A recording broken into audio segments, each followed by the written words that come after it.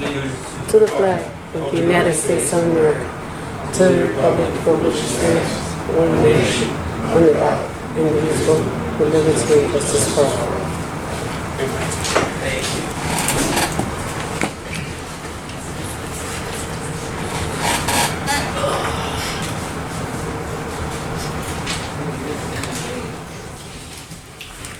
All right, I'm not sure if everybody has the agenda for this meeting, but we have a new updated civility and decorum. We asked the attorney, would you mind, Mr. Guerrero, going over it, please? Sure. So we just, Becky, that language that I gave you, so it's the one that's here under meeting decorum? Under where, yeah, where it says regular board meeting, number 1, that's exactly what you gave me. Yeah, so I'm also the counsel for the Port of Palm Beach. Okay. And we just redid our public comment for the port, and I thought the language was pretty good. Okay. So that's what you have here, which is, I'll just read it. Free expression of all points of view is an important democratic value in this community. To allow all persons to speak who may wish to do so, each speaker is asked to complete a public comment card and allowed a maximum of 3 minutes to address the board. An effective approach is to lead with your key point or concern, then explain the reasons underlying it. If others have already expressed their views, you may simply indicate that you agree with the previous speaker. To encourage and respect expression of all views, meeting rules prohibit clapping, booing, shouts of approval or disagreement from the audience. Individuals that are disruptive may be removed from the meeting. This is what the Port of Palm Beach uses on their agendas. That for next thing, Becky, can you bring roll call? Yes, sir. District Attorney? Here. District Treasurer? Here. Supervisor C3? Here. Chair? Present. Supervisor C2? Here. District Engineer? Here. District Manager? I'm here. For the record, Supervisor Alvarez will not be able to make it. Okay. Thank you. You're welcome. Do we have any additions, deletions, substitutions to the agenda?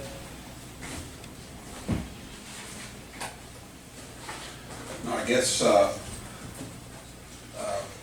Chair, I guess Supervisor Alvarez is going to talk about the Underwood management.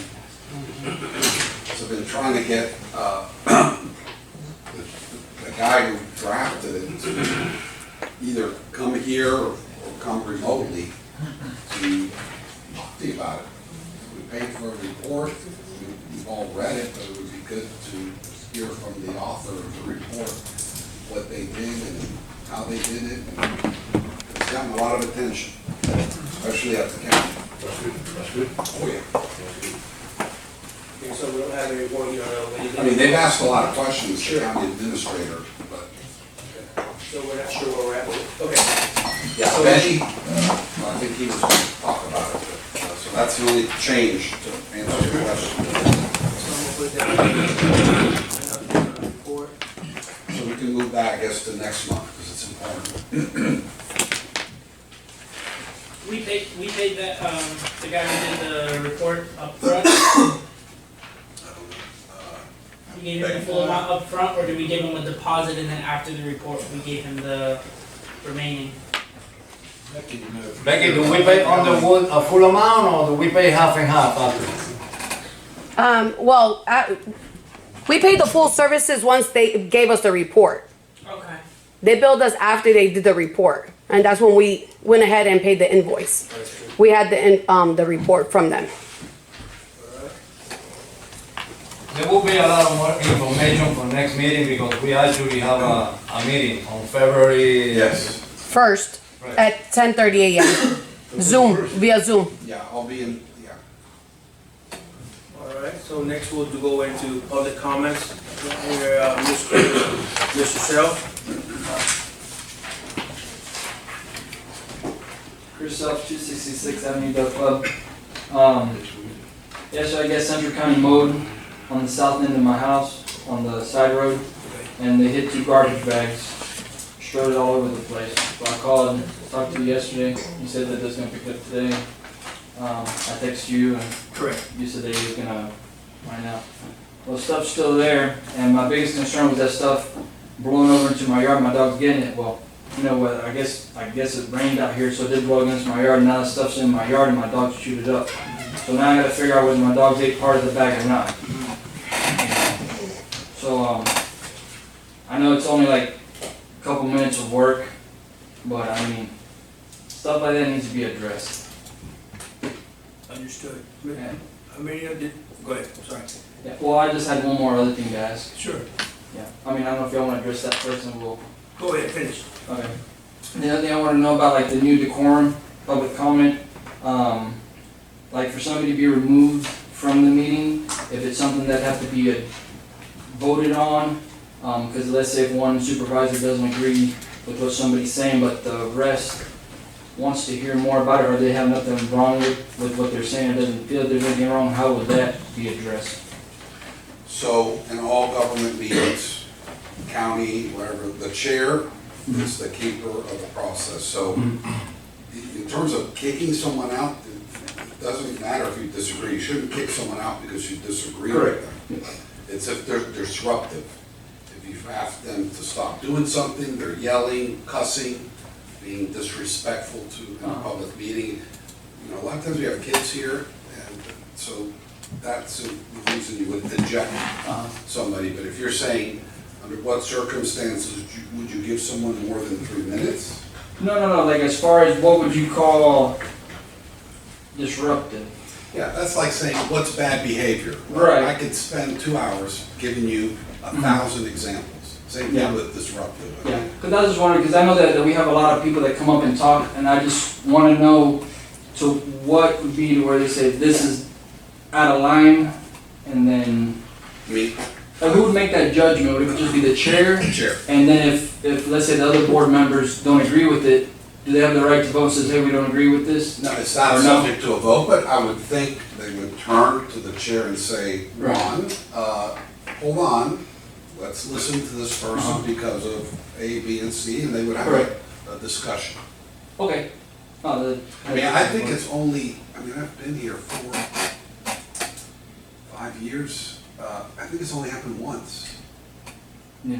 And the reason it happened is the person was told numerous times to stop, and they kept on, and then they got into a scuffle with a law enforcement official, so I'd call that disruptive. I was just wondering. Okay. That's it. Thank you. On your report, if you could address that when it's time for the report, please. I can address it now if you want me to. Go ahead. So he did spoke to me, I did say we were gonna pick it up. I don't remember saying we were gonna pick it up tomorrow. And the reason for that is because today we have a lot of street signs to change and some other stuff to do. Sure. So it will be picked up either tomorrow or the next day, but it will be picked up. Okay, let's, if we can address our staff when we do mow, right? It's already been Yeah, addressed. it needs to, again, it's better to pick up the trash whole than to pick up in a million pieces. So we just need to understand our staff. We have to be professional. We have to set a standard. We're trying to clean up our community, you know. Yeah. So when The we trash see will go in trash, left behind. get out of the vehicle. It takes time, but if we're gonna do something, let's try to do it right as much as possible the first time. That's more important that they hear from the managers. So if we can, let's implement those things, because again, I don't think trash is gonna be stopped being thrown out or it's accidentally thrown out, but it's in, it needs to be picked up. It would be better for it to be picked up than in a million pieces thrown all over the place. Right, well, I don't believe he went over on purpose, Okay, no, I don't say you you did. know, so this guy has never have done anything wrong, Sure. mowing for 2.5 years, so if he told me that he didn't sow it, he didn't sow it. Yeah, I'm just talking about the cleanliness of the community, just the cleanliness of the community, responding to stuff like that. You know, the sooner the better that we can address it, because again, we have people coming in and out of the community that, you know, I see things that have been lingering in, in our neighborhoods for quite a while, those types of things, you know. Just when we see stuff, But if you see something like that, please call me. you know what, bro, I don't think, I'm not the only one that should be seeing, I think as a whole, as a whole, we all should be seeing, you know. We Right. gotta get the blinders off and, you know, pick it up. So if we see stuff, you know, just tell our staff, even if we have to have extra grabbers or latex glove with trash bags in our vehicles, whoever sees it, pick it up. You know what I'm saying? Yeah. Make it a community employee-wide thing. If you see something, pick it up. I think we're already doing that. Good. Thank you, Mia. Next up, we have Ms. Sharon Martino. Martina. Sorry about that. Sharon Martino, 170 South Kennel Street. I would like to know what is being done about the roads on Kennel Street. I see there is some work going on like North Hotel, which is just patchwork, basically. And right now I am driving on the shoulder to get, you know, onto the main road, and that's making it worse with the Sure. drainage ditches. I'd like to know, when will that be addressed? Go ahead.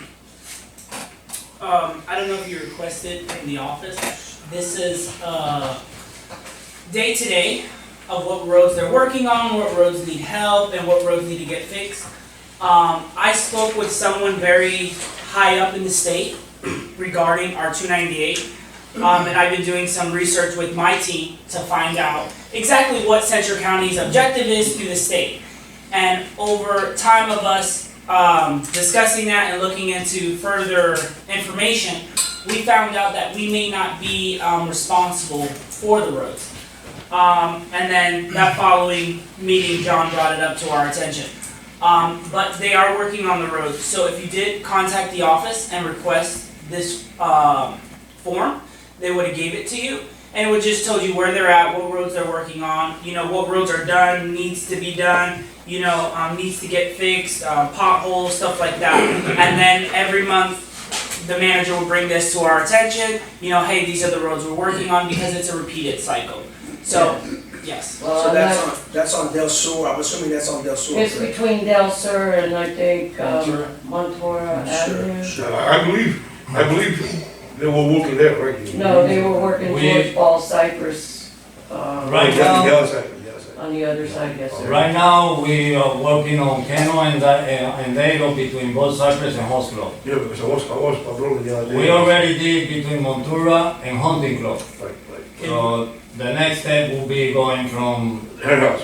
yes. Okay, Can you Right, bring, so, can you bring the board, can you send the board pictures of that area, what she's making reference to, so we can see as well? I'll drive by there in the next few days, but, I know a picture speak a lot. Pretty messed up. Yeah. No problem. Mr. Santiago, in response to your own website with Central County, it says service provided, and it says maintained roads and Yes, paved. yes, ma'am. It's still a further investigation with my direct office as a And supervisor. also someone did call the the county engineer, and they said that Henry County is not responsible. Yes, as I stated before, I'm contacting the state of Florida because our directive and our boss is the governor, so I don't speak to anyone but him. In the past, you all have maintained the roads when we had Yes, the other yes, ma'am, we government have. members up here.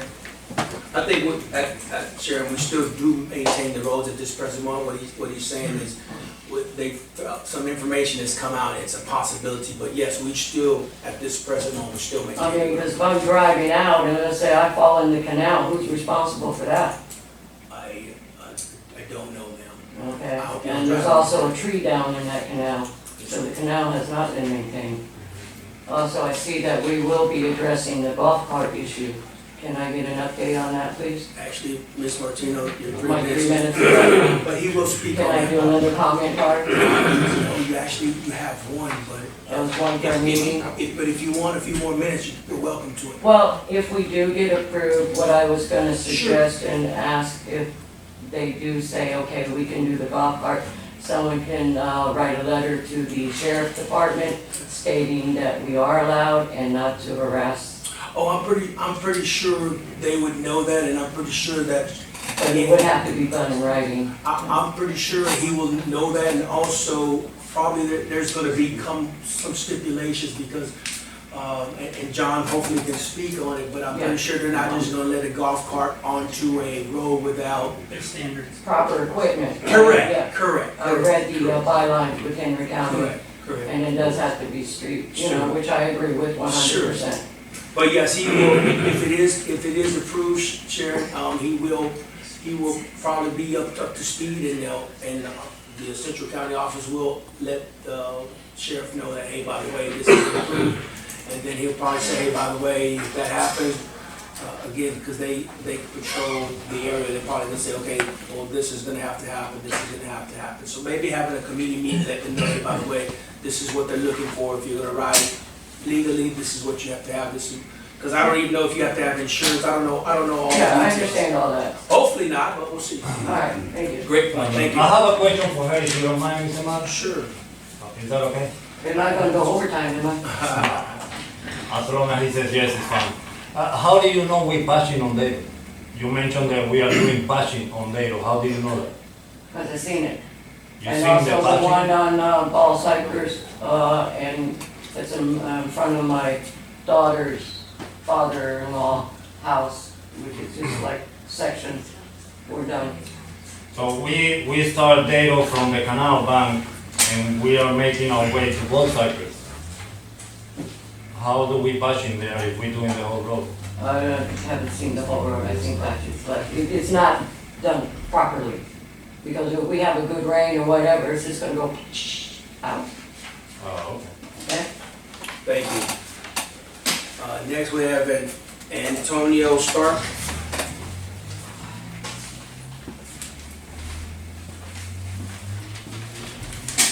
Hi, yes, I have a few questions I'd like to ask. Okay. First question is, does the civility and decorum apply to the board as well? Yes. It does? Okay. And, what is the legal procedure to trespass a citizen from CCWCD meetings? And what are the grounds for trespass? I have no idea. You'd have to call the police department to ask them. Thank you, sir. All right, next we have old business and new business. Discuss, I've got some ringing going on over here. Discuss and vote on permit C-139 drainage and adjacent property. That was the contract with Mr. Carney, Okay, and that was Mr. Supervisor Alvarez Benny. was gonna get with him and bring it back. The contract, Mr. Famiro, that you drew up, he was, in the last meeting, he was gonna take it and go over it with him and then bring it back. But since Mr. Alvarez is not here, we'd have to table it for the next meeting. all right. It was in regards to the 2,500 that you guys agreed on as a board. It wasn't 5,000? No. No. No, 2,500. Okay. All right, and then I see here, John, discuss and vote update on golf cart usage, Central County Water Control District road. So with that being said, we'll just hold off on that one until you give your update on that. Or do you want to speak on it now, John? There's no need for a vote. I just wanted to give you, we had a meeting, a Zoom call with the Attorney General's office last week. So if you recall, when we first we sent a joint letter, the Hendry County Attorney and myself sent a letter to the Attorney General asking for an opinion as to whether you, as a board, had the discretion to allow golf cart usage on the roads. Because there's legislation about if you're a city, here's the process to allow golf carts. If you're a county, here's another process to allow. But there is nothing in chapter 298 or in 316 where all the DOT road stuff is. So, and the county attorney who's dealt with this issue on behalf of the county said, yeah, I don't think there is anything. And that's where he said, I agree with you, let's do a joint letter. We sent the letter. And as I told you at one of the prior meetings, the Attorney General calls us back and said, you know, are you sure you want me to do this? And we're like, what do you mean? And she said, well, based on my review, you don't have the authority to maintain roads. Because she looked at chapter 298. If you look at it says we can maintain agricultural roads. There's no well, there may be some, but not much. These aren't agricultural roads. So that kind of set us back a little bit, and it required us to do a lot more research and do a really deep dive. And so I'm going to give you a kind of what we came up with. So it's very interesting, actually. So Central County was created in 1970. And we were created by something that's called a special law. So most laws, like everybody driving on the road has to have a license. That's a general law. It applies to everybody. And there's another category called special laws. Special laws only apply in a certain area or to a certain entity. It's called a special law. So what created Central County was a special law, not a general law. So that we had a special law in 1970 created the district because it's unique to us, this law. So, and in that legislation, we had authority to improve, pave, and maintain streets and roadways. Then in the 1980s, because you know Florida has over 1,000 taxing districts, special independent districts, like the Port of Palm Beach. It's an independent district, taxing district. And what was happening was over time, the districts were going to the legislature, and one district says, oh, we have the authority to put up signs. East County was probably the best example. They would come back every few years and we have authority to do water and wastewater. And so you have all of these water control districts in Florida, and they all had different authority because over decades, they were each amending their little special laws. So in the late 90s, the legislature said, this is getting out of hand. We've got thousands of these districts, and they all have different laws and different authorities. And so in 2000, it was really in 1999, they said, okay, all districts, you gotta put your charters together, you gotta get your special law, and you have to update it. So in 2000, and we, like all the other districts, in 2000, 2000. The legislature told us to do it in 99, and then it had to be delivered in 2000. So in 2000, they codified the authority of special districts, and that's when the broad road authority went away. It just became agricultural. However, there was one sentence in that statute that basically grandfathered our old legislation, not just ours, but any district that was formed prior to 1980 got grandfathered. We were one of those districts. And so, and in fact, if you look at our charter, that's when our charter was taken and put into the special law. Our charter is incorporated into a special law. So if we ever want to amend our charter, we've got to go back and amend the legislation, the special law for Central County. If you remember, this became an issue in the election when there were proxy votes, there were mail-in ballots, and in our charter, so in chapter 298 it says, there's nothing about mail-in. We've got an attorney general here who said you can't do mail-in ballots, but you can do the proxy ballots. But in our charter, the board at that time disallowed proxy votes. So in the statute says you can do proxy votes unless you disallow, well, for some reason they disallowed it. Whoever was on the board.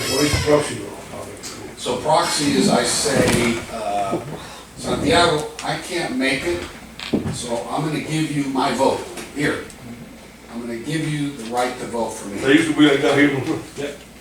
I remember because I lived here in 1996, 2000, and Exactly. that was an issue. So it ended in 2000, I don't know why. I'll tell you why. I'll tell you. Want me to fill you I'm in? sure there's a reason, I'm sure there's, like always, there's a reason.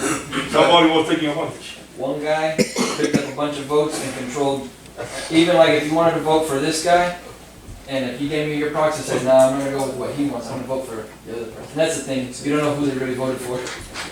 It's tricky, I'm really, Yeah. that's good that they change it. Yeah, so in 2000, we had this provision that grandfathers, so if you have to figure out what the authority of Central County, you actually have to go back and look in the 70s to see our authority.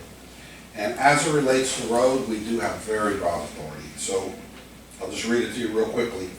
It's to construct, improve, pave, maintain roadways and roads necessary and convenient for the exercise of the powers or duties or any of the powers or duties of the district or the supervisors thereof in furtherance of and the purposes and intent of this act and chapter 298 to construct, improve, pave, maintain roads convenient to provide access to and efficient development of areas made suitable for urban, suburban, cultivation, and other beneficial uses.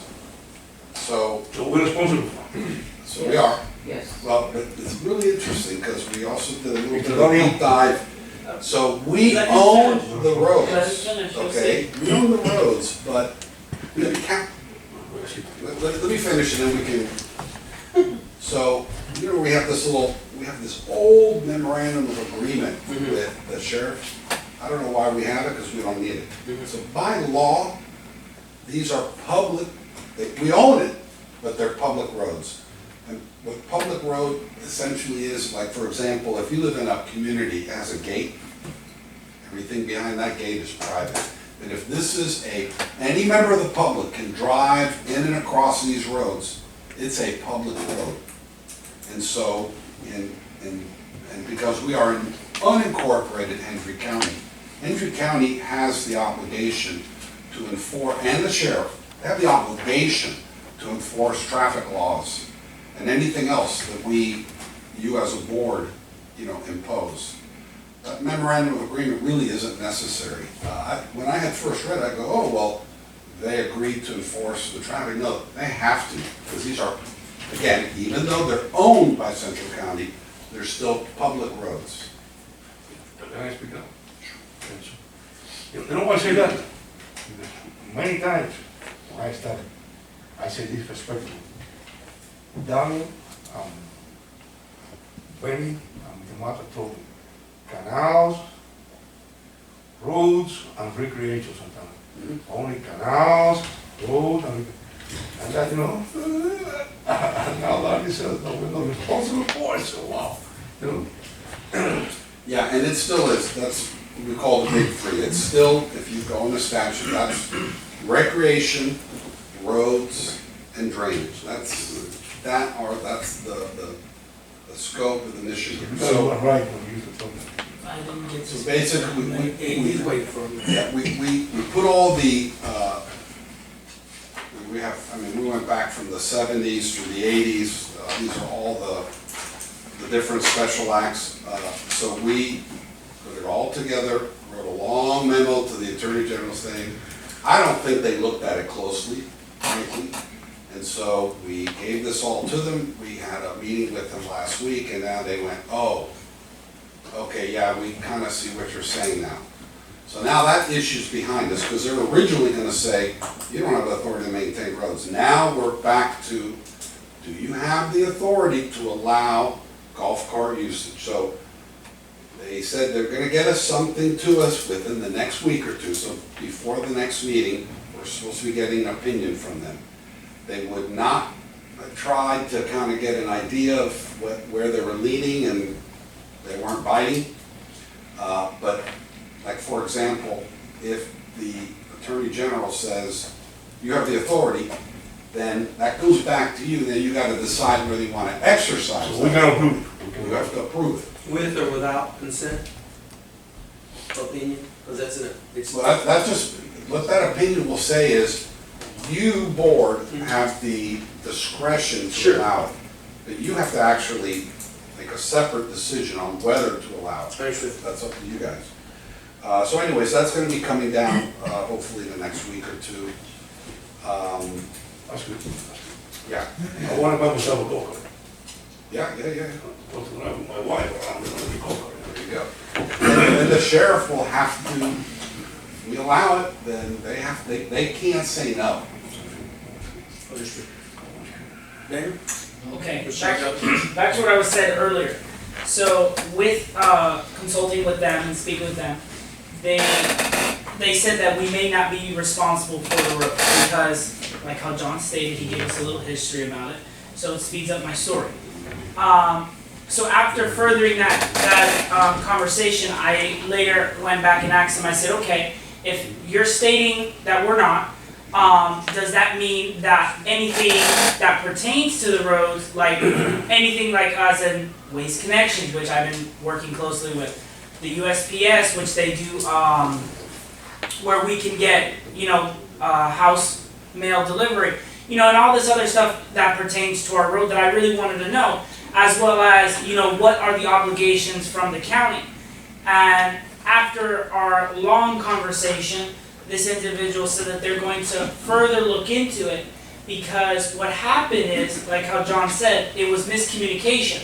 So from what his office is stating is that the county, Hendry County, may have funding that pertains to us regarding tax dollars to pave, like how he said, pave our road, but we're not getting that, and it may be utilized elsewhere.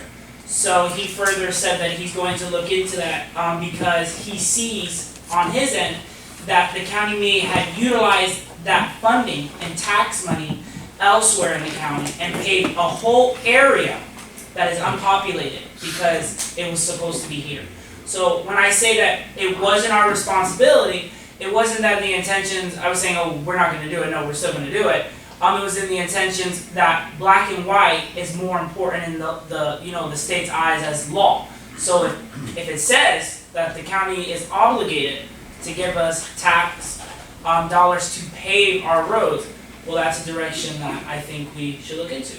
You talk about gas tax funds. No.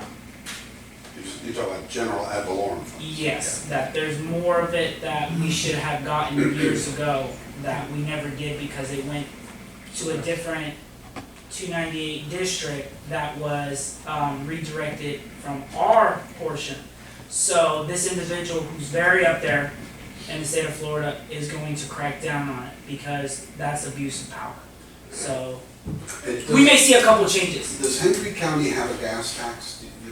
Most From what I was told, yes, they do. They do.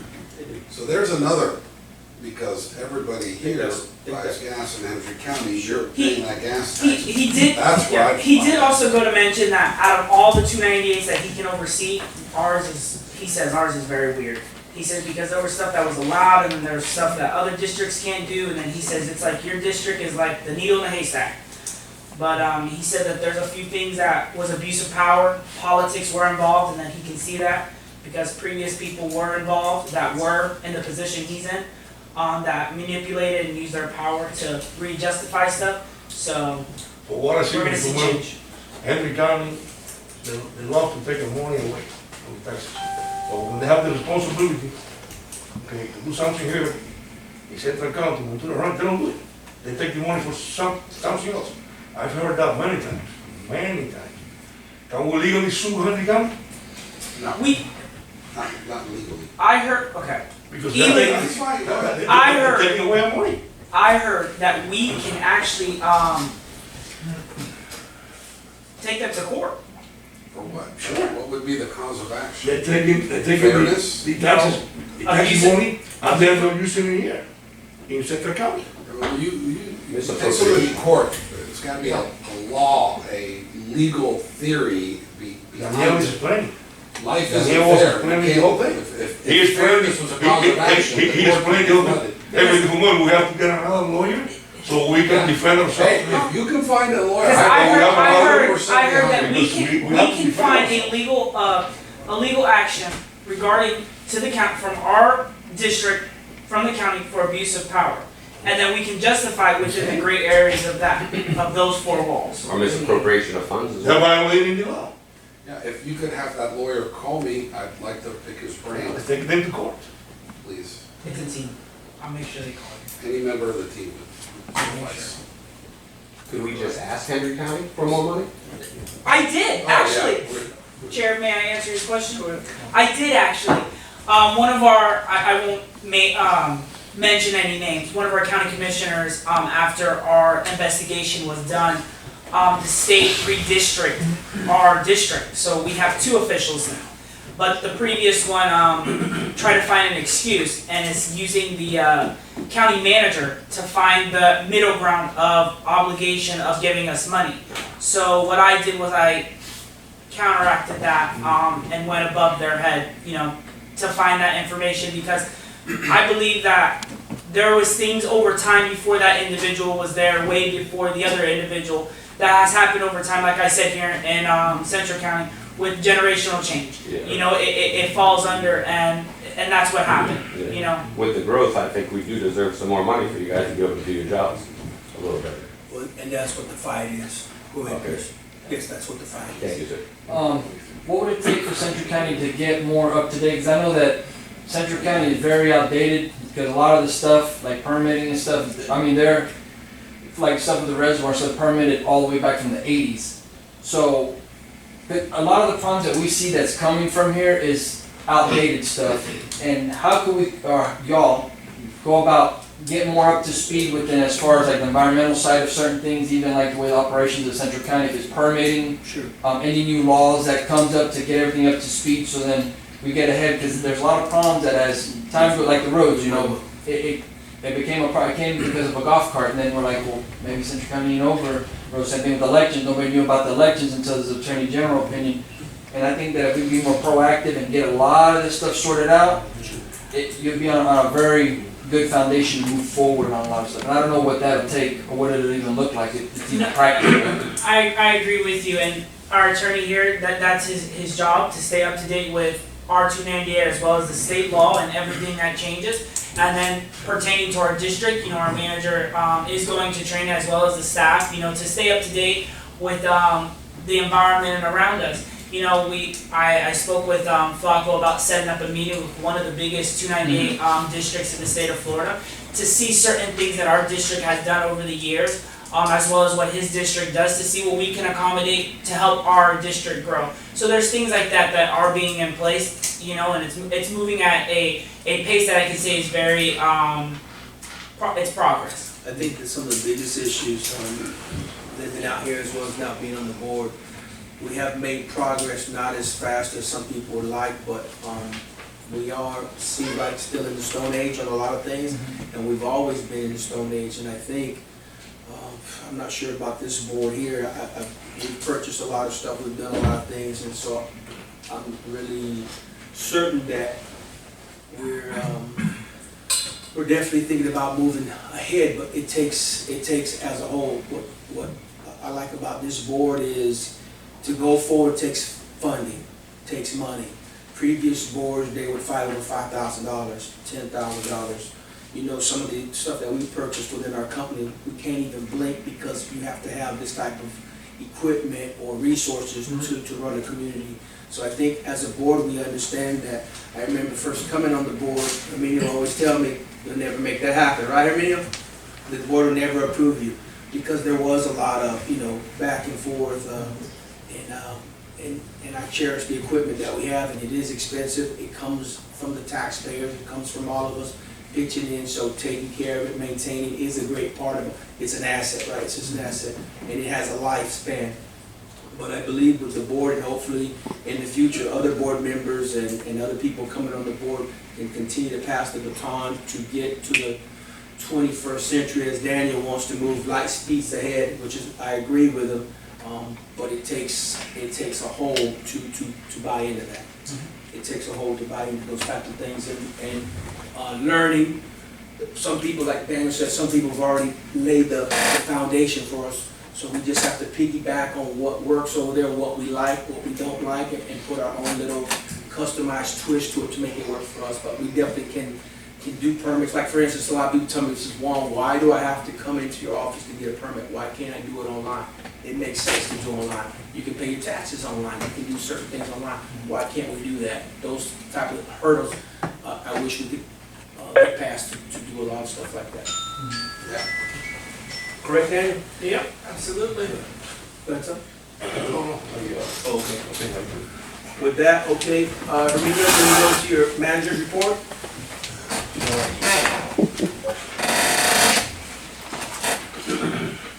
So, like Daniel was mentioning, you guys have the list of the all the roads that's been done. These right here? Yes, sir. Okay. Whatever says NTDD or something like that, it still needs to be done. Some of them are in process. All the that's all the complaints we have about the road For last, for now. okay, Since we start getting the, well, we always been writing the complaints on the road sure, on Excel for like 3 or 4 years. okay, So, that's everything, plus my report, there's some others that while we were doing that one, we would jump into the other side and do the south side or the north side, and we're there. understood.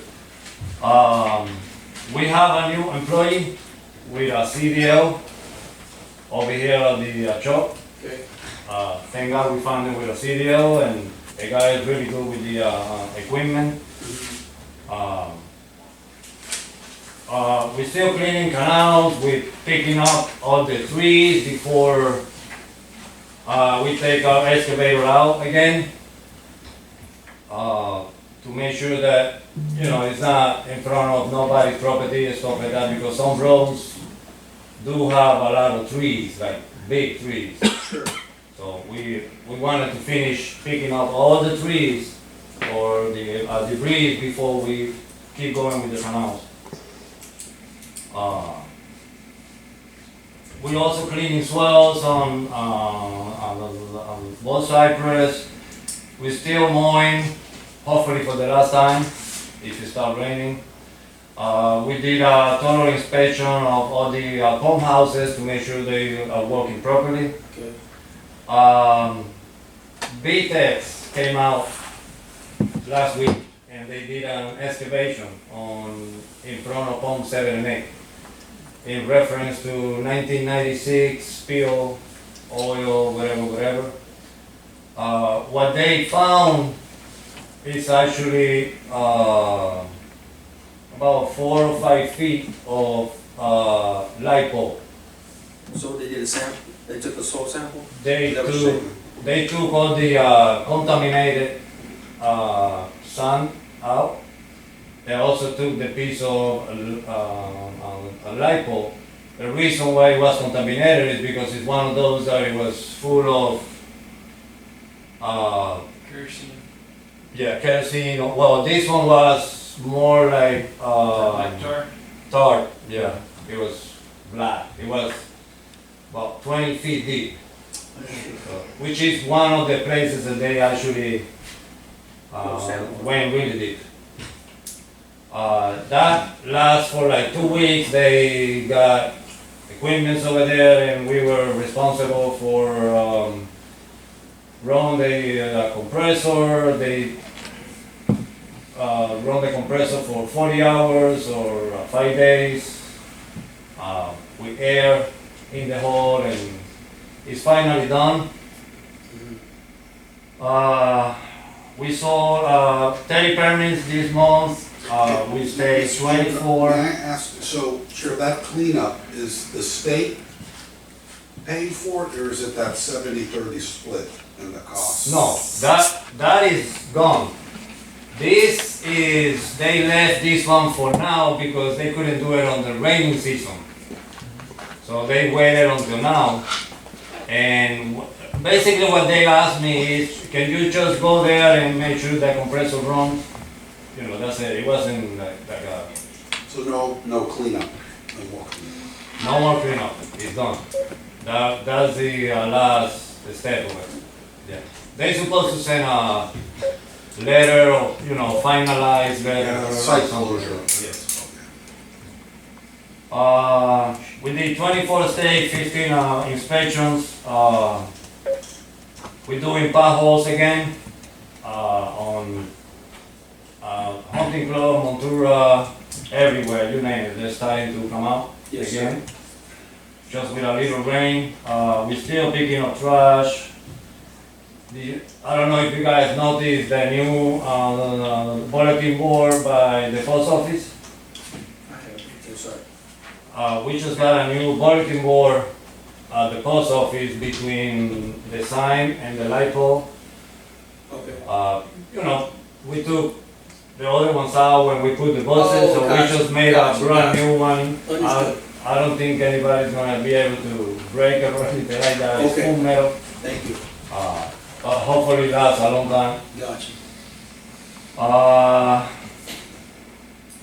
We already started working on the pool to get it open for a spring break on March. We have to go through the whole process again because we just have new coats again on tiles on the ground and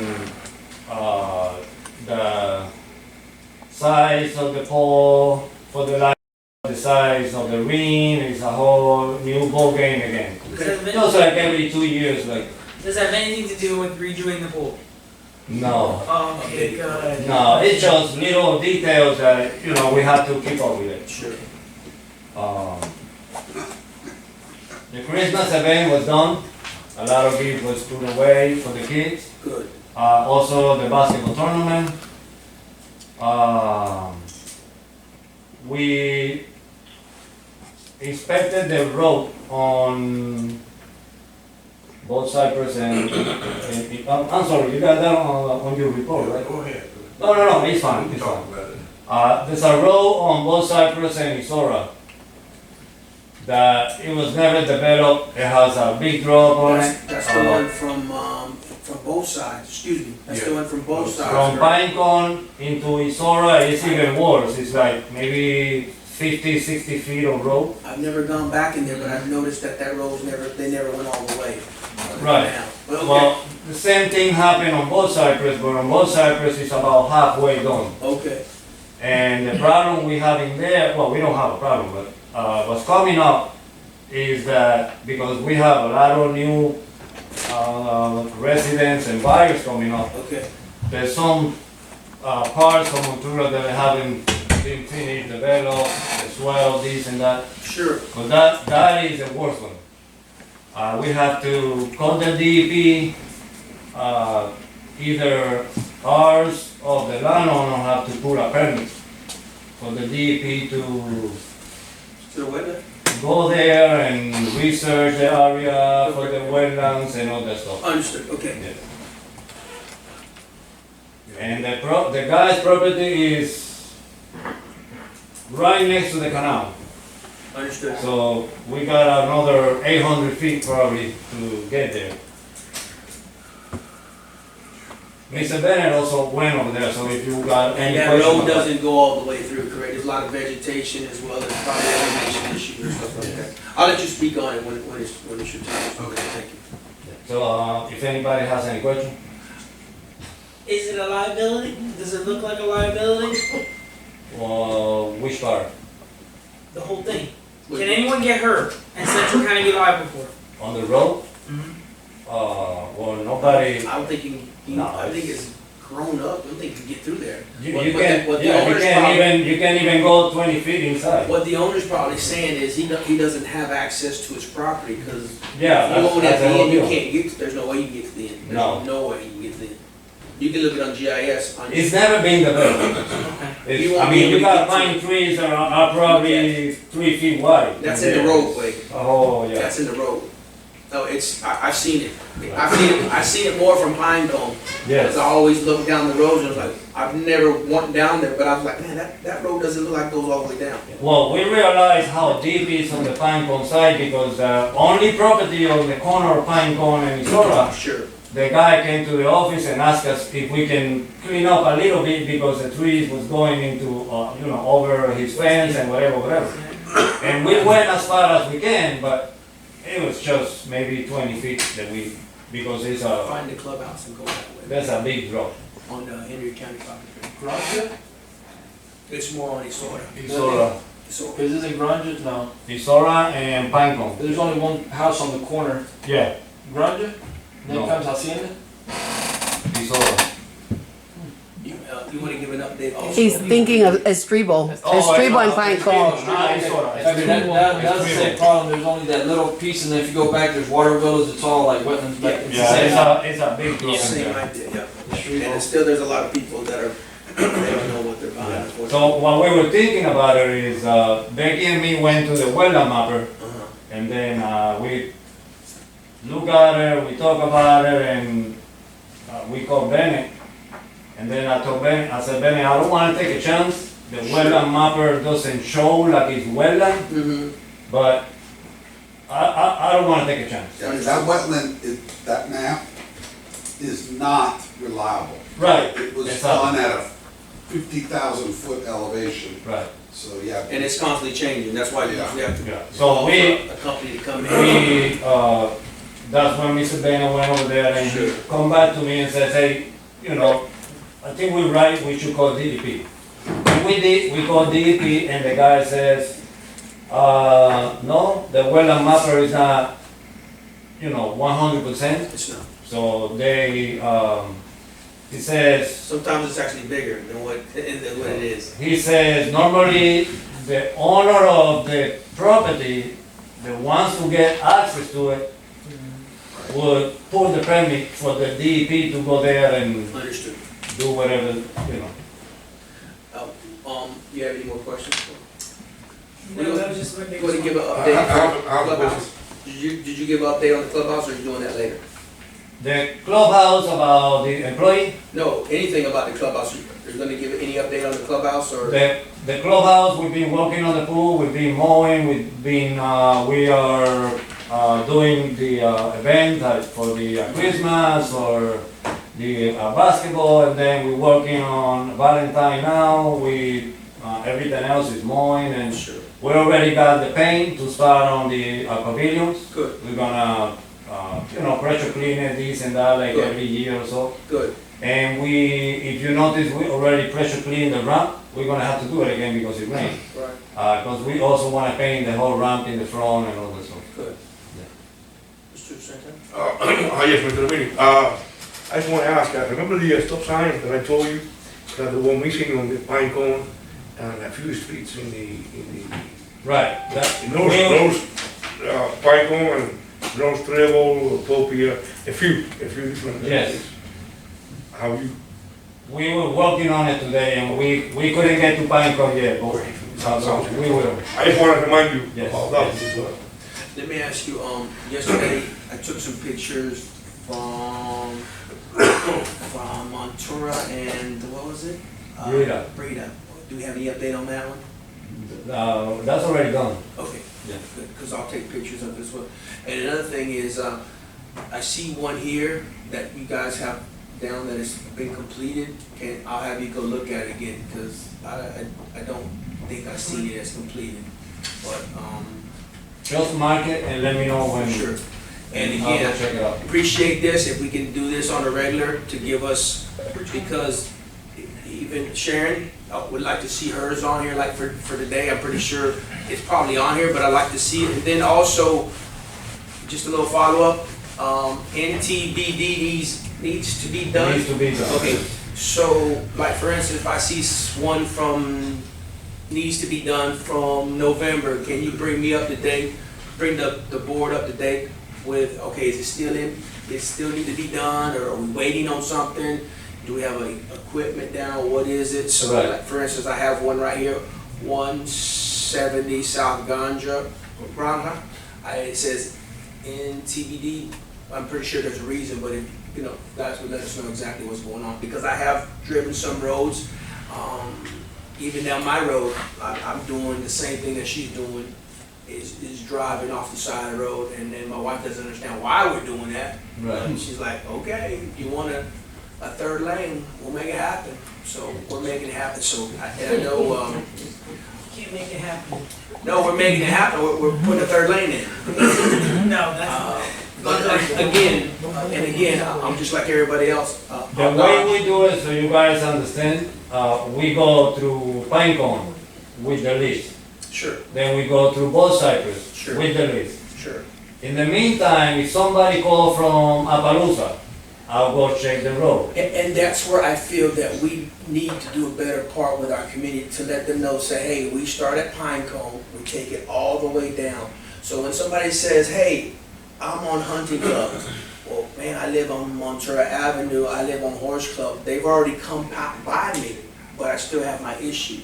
So again, what most residents believe that we're doing, again, I don't run the day-to-day operations, but they believe that we're doing, we're like buckshotting. We're putting out fires. We're No, here. no, no, But I'm no. just telling you, as a whole, that's the perception. We're working on Pinecone and 833. Next day, we're working on Perimeter and Shetland or Woodland or whatever, you know what I'm saying? So if we can explain to the community, we're starting at Pinecone, working all the way down. Now, we have some emergencies because of, for some reason. The other Right. thing I'd like to know is, and again, everybody has their differences of opinion. I know we have a lot of people that drive trucks, and everybody has to provide for the family a certain way. A lot of people are saying that live down roads, that people that have trucks, they're like, hey, Juan, y'all can't tell me just because my neighbor has a truck, I have to live with that road being tore up, like on a rainy day or something like that. And what I try to tell them is, well, that's why I think this list will help us out. Okay, I noticed this address, let's just say it's 170 South Kill. Why is it continually on the list? Is there a problem going on? Is it heavy traffic, is heavy equipment, or is it that maybe the foundation's not right on that road base or something? I want to eventually get down to the root of the problem, because we are laying down a lot of money, as Daniel has attested to many times. We're laying down a lot of money. We are. And then we're going to continue to lay down a lot of money, unfortunately, so we're going to have to figure something out. So, but this list, I believe, will help us and will help the community. Yes, we are looking into it. Yes, Well, what's the deal? as you notice in there, there's a lot of stuff done. Well, but the thing So is, what- most communities don't think we have a list. Most Right. communities think, oh, you're just blowing me off. So again, I want to be able to, even to show my wife, hey, yeah, our address is on here as well, We have to be transparent. as much as possible. Well, just so you guys know, and I mean, we can show it to you guys. That list is not just because you guys asked it to do it just previously. No, That but list has been going on since we started over here, me and Becky. Yeah, it's good to know, because also it can also be a record. It's always been, you know. Like for going. instance, every once in a while, Dalida will call me, or hey, send me some pictures. She lives off Kendall as well, and I know that area gets pretty bad in that area. So, It's already bad? no, I'm just saying that Oh. area gets pretty bad every once in a while. So is it because of heavy machinery, heavy trucks, or is it because of the road not having a good foundation? Well, I know for a fact that between the Sur and Horse Club, that's a heavy traffic of four-wheelers. Understood. Every weekend, that's And every weekend. And that that's was something that I was gonna Also mention too. perimeter, Some roads I have seen on previous lists when I go into the office and ask for it. Some of these roads have been done, Sure. but over time of me investigating, I can see that these roads are hotspot roads. So that means what my definition of a hotspot road is, the road can get done, Sure. and then you have a weekend that you want to go out. Not saying you, but they want to go out, ride their four-wheeler, and then after that, it's Florida, it rains. Sure. They come back home. They just ate up that whole road. Then the following day, it's Monday, because they just did it on the weekend. Garbage truck, we're having a problem with waste connections. You mentioned that. Ying. Yeah, you mentioned that. The road just got broken up by the four-wheelers.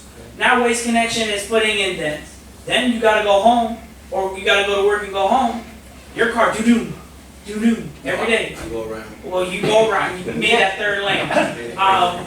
But no, over time, and then it damages the road, and then we're back here again. So the only reason why I said for him to bring this up is Sure. to bring transparency. So that when people say, oh, are they working on the road? Is Sure. what's getting done? We can show you, this is what is getting done. So when we do have those individuals that do abuse these roads, we can sit here and bring it, hey, the road's getting done, let's maintain it. And like I did was, I spoke with the sheriff about other things, but I also spoke with him about our district. In LaBelle, they have 3 deputies plus a couple others. In Clewiston, they have Clewiston Police Department and Hendry County Sheriff's Office there. Me and him are going to be having a meeting coming up because I feel Clewiston has their own police department that delegate and work out there in that district. And we have none but one. And I told him, I said, I think it is more logical to move those Hendry County deputies from Clewiston District and put them over here. And if there is a need for assistance with CPD, the Hendry County Sheriffs can go over there. So he said he's going to speak with his admin about doing that. Because what that's going to do is that's going to alleviate a lot of these complaints of roads because there won't be abuse of it. And we're going to crack down on a lot of other stuff too, people doing illegal driving. Because I caught a kid who does derbying. He took his derby car out on perimeter, and he was just testing out his car, doing donuts. And I said, Hacienda en Perímetro. and I stopped him and I said, hey, what are you doing? Oh, I do this all the time. So it comes into retrospect that that's just one fraction of the problem. And when I get complaints and I get emails saying, hey, what about my road? I like to assure them with evidence. I like to assure them with proof that stuff is getting done. But there's other issues that pertain to it that we have to address before we can go out our yard and say, wow, my road is actually well maintained, my road is actually well put together. Sure. So that's what We do have roads that we have done 4 years ago. But 4 years ago. Yeah, but And they're still the same way we did. We have roads that we do last month, right, and by the next month, they're already calling that. right. But what I'm saying is, go ahead. You see, the road that you fix right there in perimeter, maybe below Cowboys Corner, you have there about 4 or 5, 8 ATVs doing donuts. Right there, I went by there, I am not law enforcement, all I can do is talk to them. Of course. If they don't listen, I can call the deputy, but I usually don't talk to them, please, don't do that. Don't do that, you're not supposed to be riding ATVs on the Central County now, roads, figure, but because you're doing it, at least don't destroy the roads, Yeah. No, nice, young people, oh, we just moved to Montura. Sure. We just moved to Montura, we didn't know, and it was true because then, a few days later, I talked to the parents, and they moved to some place back there by but I'll say what you say, I go and talk to them. Yeah. But I am not a deputy, I am a volunteer. So sometimes they respectfully talk to me, and other times they don't talk that respectfully to me, but I always try to talk to them. go ahead. What I'm trying to say though is, as a whole, let's just say, for instance, one of my neighbors that lived at the end, he had trucks. Not a truck, he had trucks, right? And that's fine. He had to supply. But I'm saying he had to provide for his family. We know about the truck, but Correct. we don't decide if we do a road just because there's a truck driving or not. Exactly. So what I'm saying, like, for We do instance, the road regardless. and that's where I don't want the office or the team to get upset is, like, okay, well, you know what? We're going down North Romero 12 times a year. Well, if like say for Well, instance. that part I can't do, because then otherwise I'm not getting another 11 roads that are waiting. But what I'm trying to say is, let's just say for instance, all North Romero, whatever, one of our Romero streets, all of them are filled. And at the end, that's where all the truck drivers at. But in the beginning to the middle, we have people with, small cars, whatever. they can't be like, man, I'm getting penalized I because know, of these yeah. guys. And so that's what I'm trying to say. So Yes. again, that's why we would want us as board members to take pictures to see, hey, you know, this is a constant revolving problem and we'd have to address it a certain way if possible. We don't want that to happen, but it's possible it can happen. One thing I would like to address with the matter, if I can, about what Daniel stated about bringing the deputies from Cleveland East to, District. West. I would say this, usually, Cleveland is run by a supervisor, a sergeant, and three deputies in Cleveland from Henry County. Plus they have the lieutenant over there. Usually here in Montura, we only have one deputy. Mr. Dominguez, he's doing a good job, he's doing a great job over here. Since he started here, crime have decreased about 30%. Okay? He's been doing a good, well, only you can check it out, but the FBI reports that came out last year, if you want it, I'll bring it over. Yeah, I'll bring it over. And he's doing a great job over here as a law enforcement. This is my personal opinion. Okay, I've been in the security field all my life. I've been a correctional officer, and I've been involved in safety all my life and public safety. What I believe we really need here is another deputy. So when Mr. Dominguez leaves, we are not here without a deputy. So we need another deputy here, unfortunately. But this is my opinion, my personal opinion. I don't think taking the three deputies and the supervisors from Cleveland, They have a whole police doesn't. department. Listen, I've been patrolling for a year and a half as a volunteer. I usually patrol twice or 3 times a week. We're gonna land this plane, fellas, so let's. Yes, sir. Let's land this plane. Can I speak? You are Give me the speaking. same time that you want me to I'm come. just saying, we're Thank talking you. from roads. Thank now you, we're Mr. going- Chairman. Thank you, Mr. Chairman. No, but it's important because he brought the usual. I think taking away all the 3 deputies from Cleveland over here is wrong because there is a lot of activity. We have US 27 going by. The Henry County deputies, they assist the Cleveland police because they cannot handle the situation they have there all the time. I'm listening on the radio. I also patrol an area over there. So in reality, what we really need is one more deputy. So when Dominguez leave, and if they need assistance, they will call the radio like they do all the time. And deputies will come from Cleveland. If not, they will come from Bell. But to be honest, I don't think we should be talking about taking all those deputies from Cleveland because Cleveland is a nice city.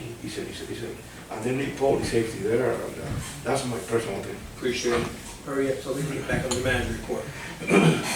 All right, so to piggyback off of what you guys were saying about pulling the deputies out of Clewiston, and they have CPD. So yeah, CPD they do patrol the inner city.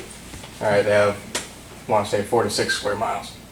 All right, we cover everything past the bridge east.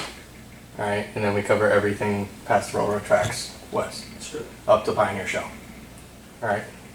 I've had talks with Daniel. We've talked about putting another deputy out here. Yes, with Dominguez coming out here, yeah, he's done a job. I mean, he's doing what he's asked. But yeah, I do agree. Like for instance, right now Dominguez is not here, right? Now you're pulling us from Clewiston out to here. I get that. But we're also running into a blockage right now with deputies. All right. Don't know if you guys are accustomed to what's going on with everything going on in the world right now. People just aren't wanting to sign up. Understood. So, yeah, we're good with coming out. I'm great. If it's not Dominguez, you guys are gonna get me 9 times out of 10. Understood. I'm pretty sure you've heard my name. I'm Deputy Green. I come in and out of here. I help you guys out. All right. Probably a little more cordial, but. And understanding, but we're good. But overall, I agree. I'm gonna piggyback off this. I think it's a good idea to yank us out of Clewiston But yes, I would say have the talks and probably put another deputy in Montana. That's what I'm saying, to help out. Yes, sir. Chris, go ahead. Let's go back to the road, so it's like y'all said, like if you have a road in Darrell, y'all keep having the reoccurring problem. The problem Sure. is that once Montana sand, there's some cap rock here and there, and it's the same issue we ran into.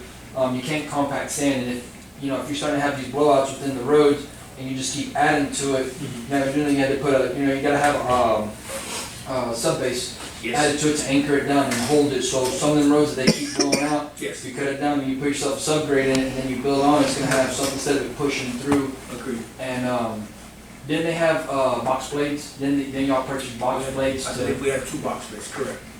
they haven't utilized them any, or? I don't know, Chris, I'm not on the day-to-day, but we definitely do have 2 box blades. I remember we purchased a couple years back. Yeah. So that would help. But the other thing is, I think if we have this good report, and I thank you for it, is if we do have problem areas, we can reach out to Mr. Bennett, pull some densities, see what's going on, see what's happening. We might have a messed up sub base, and we might have to, put some money into it to redo it. That's one way we fix some of the roads. And see, I believe it, again, I can't speak for passports, because it's certainly passport, but Yeah. I believe with this board, we understand if it takes 100 loads to figure it out. It's gonna take 100 loads. Today's prices are cheaper than tomorrow's prices. It's gotta get done, so that's been my concept. We have to spend it, we have to spend it. And also, speaking on roads, Mr. Bennett, if you can prepare us some budgetary numbers so I can present to the board in the near future, is we got to, again, I drive down, I'm like Frogger on Hunting Club, I'm going like this, it's not getting any better. So if you could bring some numbers up, and so we can present it before the board and the community and let them know, hey, we have to take care of our, what we're in charge of. Oh, you want to speak again? Okay, go ahead, Harry. So we can get past this manager's report. I actually asked John Boyd last month to bring up when he gets to his report about seeing our CDs that we have, and money saved up about getting a contract about paving these main problem roads. Sure. Because we gotta start somewhere. Agreed. So, good stuff. So, anybody, any more questions for the manager? None, thank you, Arminio. We'll go to the engineer's report. Mr. Bennett, the floor is yours. Okay, and you're talking about paving. Yes, sir. Actually, like overland, and then if possible, our problem areas to see, what I don't want to do is overlay a problem area and there's a bigger problem. Yeah. And so if we do have certain areas that there are problems, that they cut that section out, whether it be 100 feet, 50 feet, resub it, do it right. We usually look at that road by road, if we get in one area like that, we go to paving off of that. Sure. Go patches and all that stuff. Check to see if we got enough depth and line rock, we need to take the line rock out, put some asphalt base. And then also, if you can give the board and Herminio as well as the board a prioritized list. Hey, these are critical. These are critical, and then this is not so bad, you know what I'm saying? Just kind of like label it for us. Hey, if you're gonna spend some money, it needs to be in this area for sure. Hunting Club and Montura. Well, I think it's been picked out. I think you already picked it out. Yeah, I think we had Yeah, so if you can two or bring, three roads. yeah, bring that back to us, but you know, the priorities might be different now. Maybe one's Could more, be, yeah. one could be more critical than the other. I think Appaloosa came out great, in my opinion.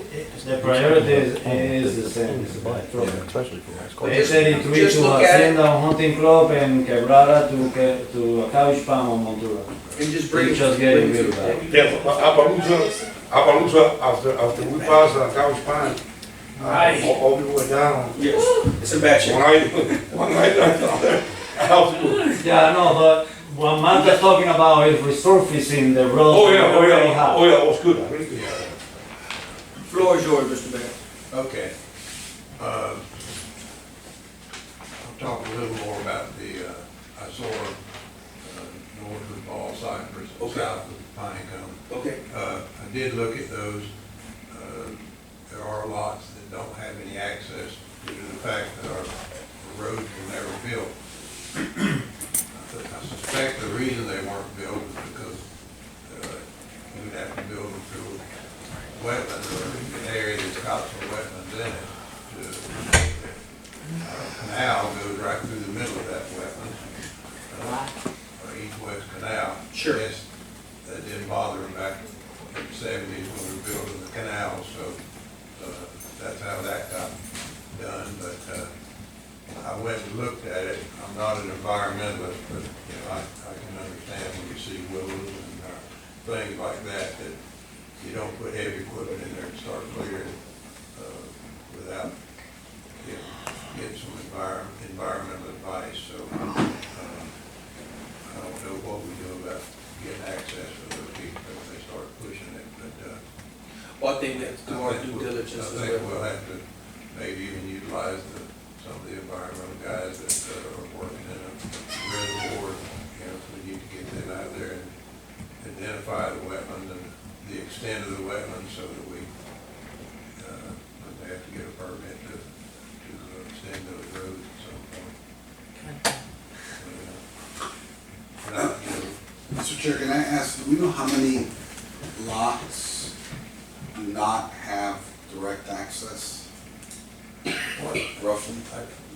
Roughly, In that area, you're probably, On Pine Cone and Estribo is about 10 of them, yeah, I would say. on both sides. On both sides. And on both Cypress and Isora, I would say is the last 3 or 4 on one side and the last 3 or 4 on the other side.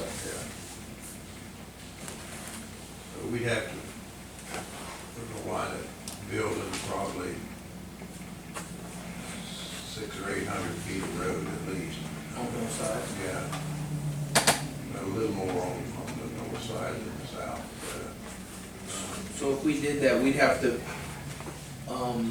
in that access road, I'm trying to pull it up right now as well. On that access road, if that is, let's just say for instance, that access road is part of that wetland is alive, we would have to mitigate that as well, correct?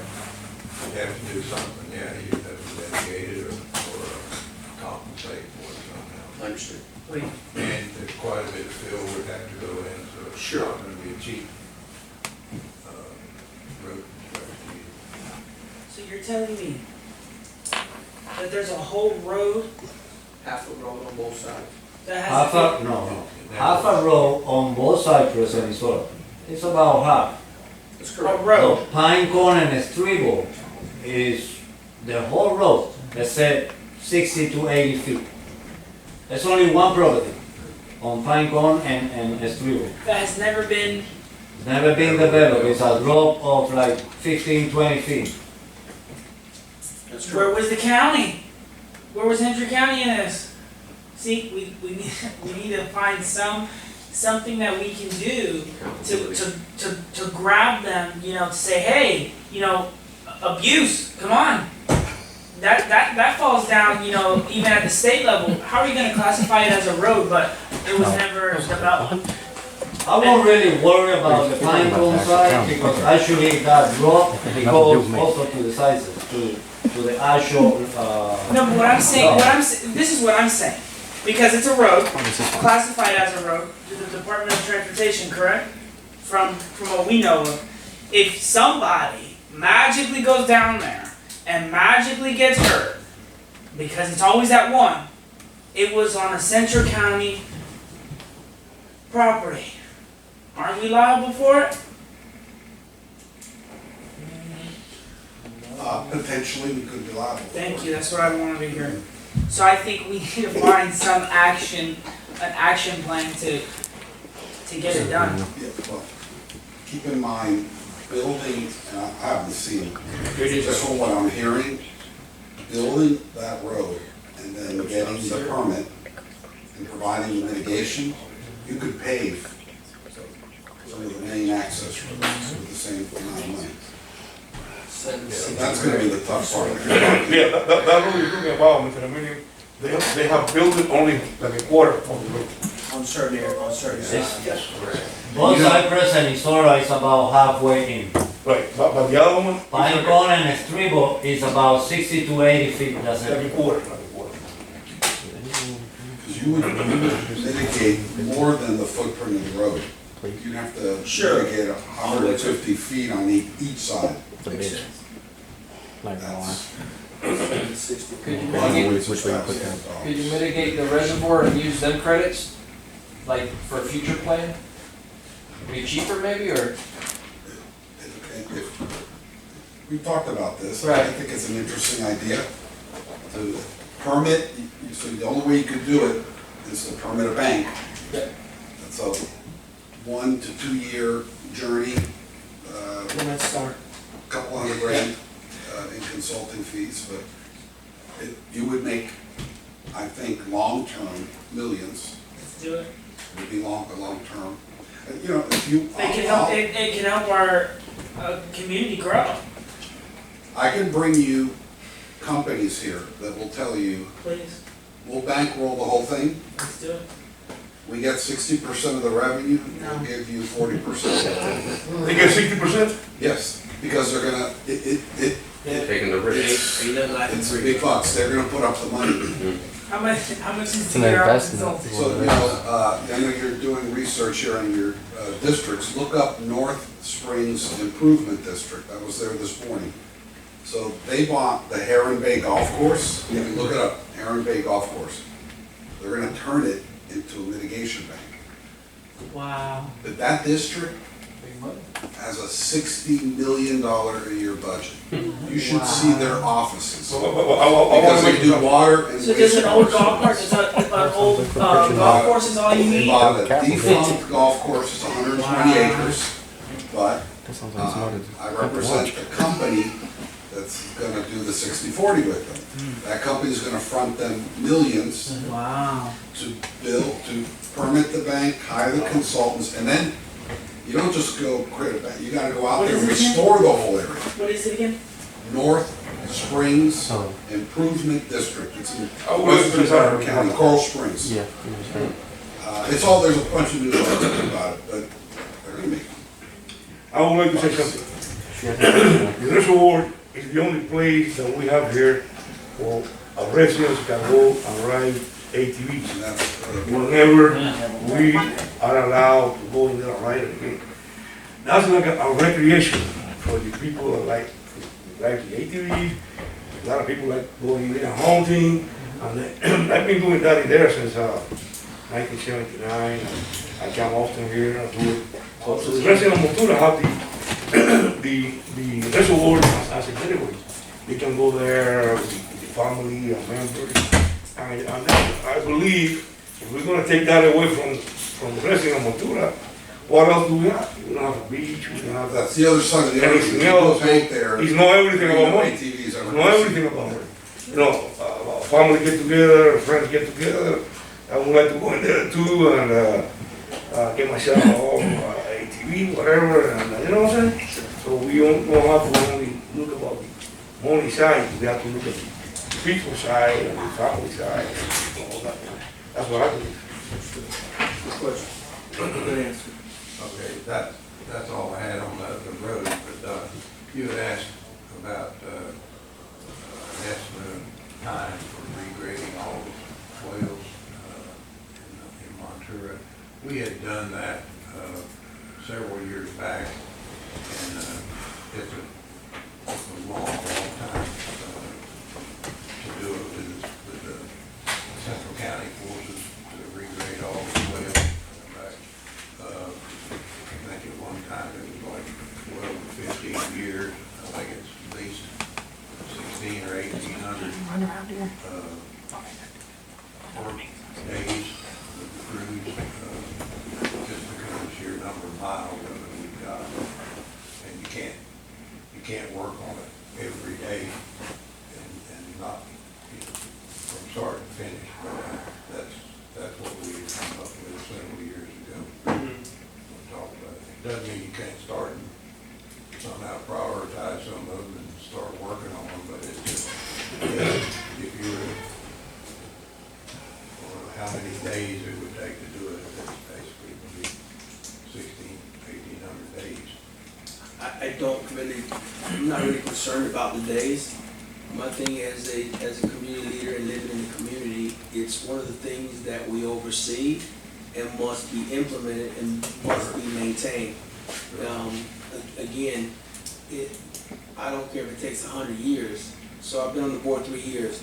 So I've been on the board 3 years. At least we could have said, hey, we did 3 years of it, and then the next board can pick it up. They could sub it out or bring more people to do it. It's something that needs to get done because and this is the reason I'm saying, as Montura continues to grow, the elevations are going to be more off. Right? Water doesn't go, exactly, water's not gonna go uphill, because most of our cuts that I see is a foot, 2 foot, a foot, 2 foot. But, the elevations from the road to the canals are completely different on every road. Some you might not even have to cut it all, some you might have to cut more, and then taper them off, this, that, and the other. But my thing is, we have to have a start. If it takes forever to make it happen, the next people picking up the baton, hey, by the way, that is vitally important. And let that be on the board. If we have to dedicate people, if we have to put contract aside, some side money aside, or as if we have to find grants or find equipment and teams to do it, it's something that needs to happen because during the rainy season, water has to move. I think Mr. Santana was very vocal for some couples that lived on perimeter. Yes, sir. Yes, sir. And off perimeter, and again, I don't live in that area, but I'm pretty sure they were pretty overwhelmed. It's like a lake. When I did go over there, I was like, oh yeah, I can see where our crews made something so water could run. So we are going to experience this again. We're going to experience a lot of water. But my thing is with the silt that continues to pile up, it's not going to get any better if we don't put something in place. So I'm asking you to present something to us so we can present it to Herminio as a board. Hopefully we agree and we start this process sooner than later. And it's another thing that we have to tackle. My personal opinion is something that we have to tackle. And if we have to, if Herminio says, hey, we need resources, well, that's on us as a board. That we have to carry that burden. We can do a contract every year. We can figure out something. We can figure out something. One thing I want to mention with the mother. Yes, sir. Since we started, since you told the meeting to go ahead and start working on the roads, I'm telling you, it's a lot of improvement on the roads. The other day I went to a friend of my house right here by Appaloosa and Estribo, believe. That's the road that you fixed, right, mate? Appaloosa and Yes. Really good. You have done a really good job on that.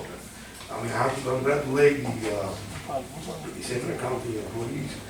Mr. Herminio for doing all those good jobs on the road. That's the one that Daniel got stuck with the limousine. Oh, really? Yeah, he got stuck with the limousine on the road. Oh, yeah? No limousines allowed on It was a big, it was, for whatever reason, I don't know why. The road was kind of, but about 100 feet in the front, I don't know what happened there.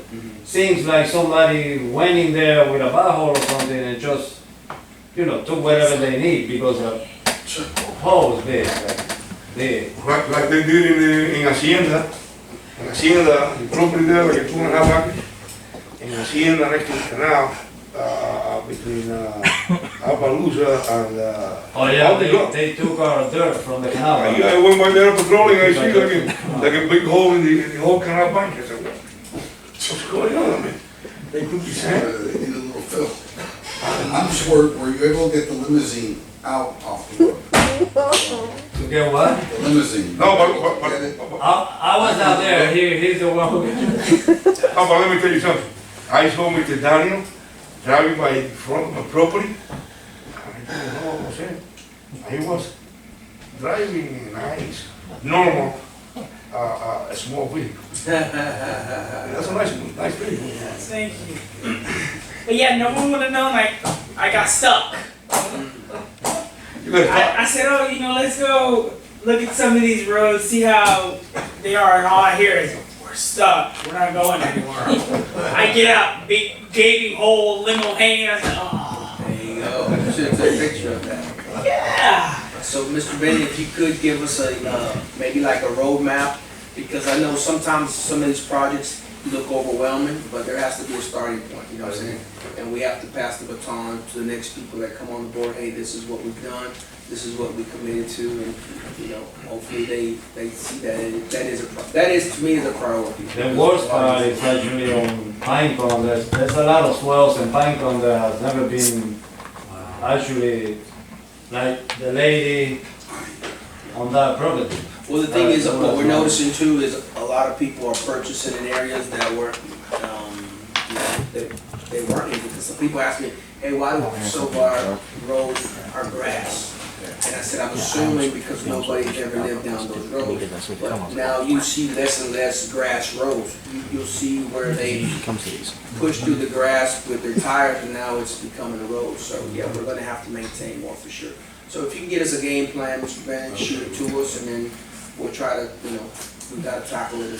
There is a lot of developing everywhere.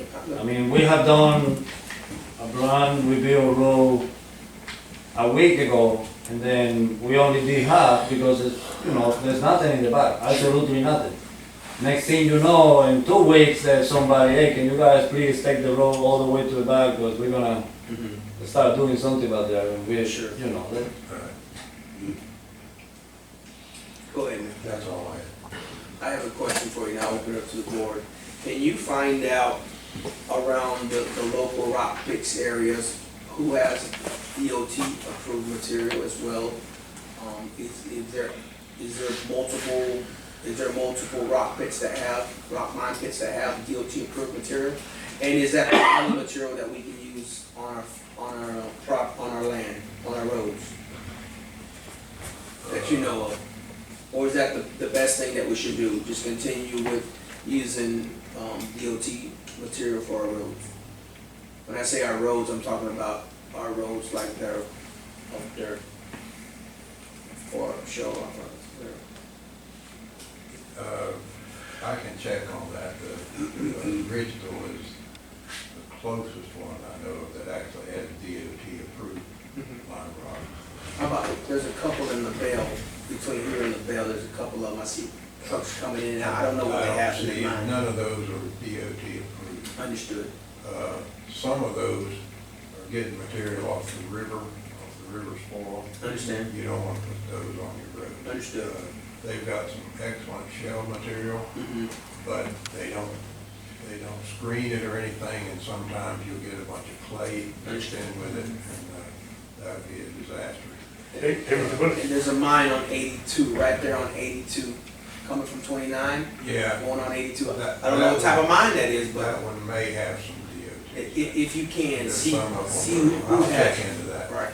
Hey, Mr. Bennett, in Pioneer, they're fixing the roads, and they're using material, around rock.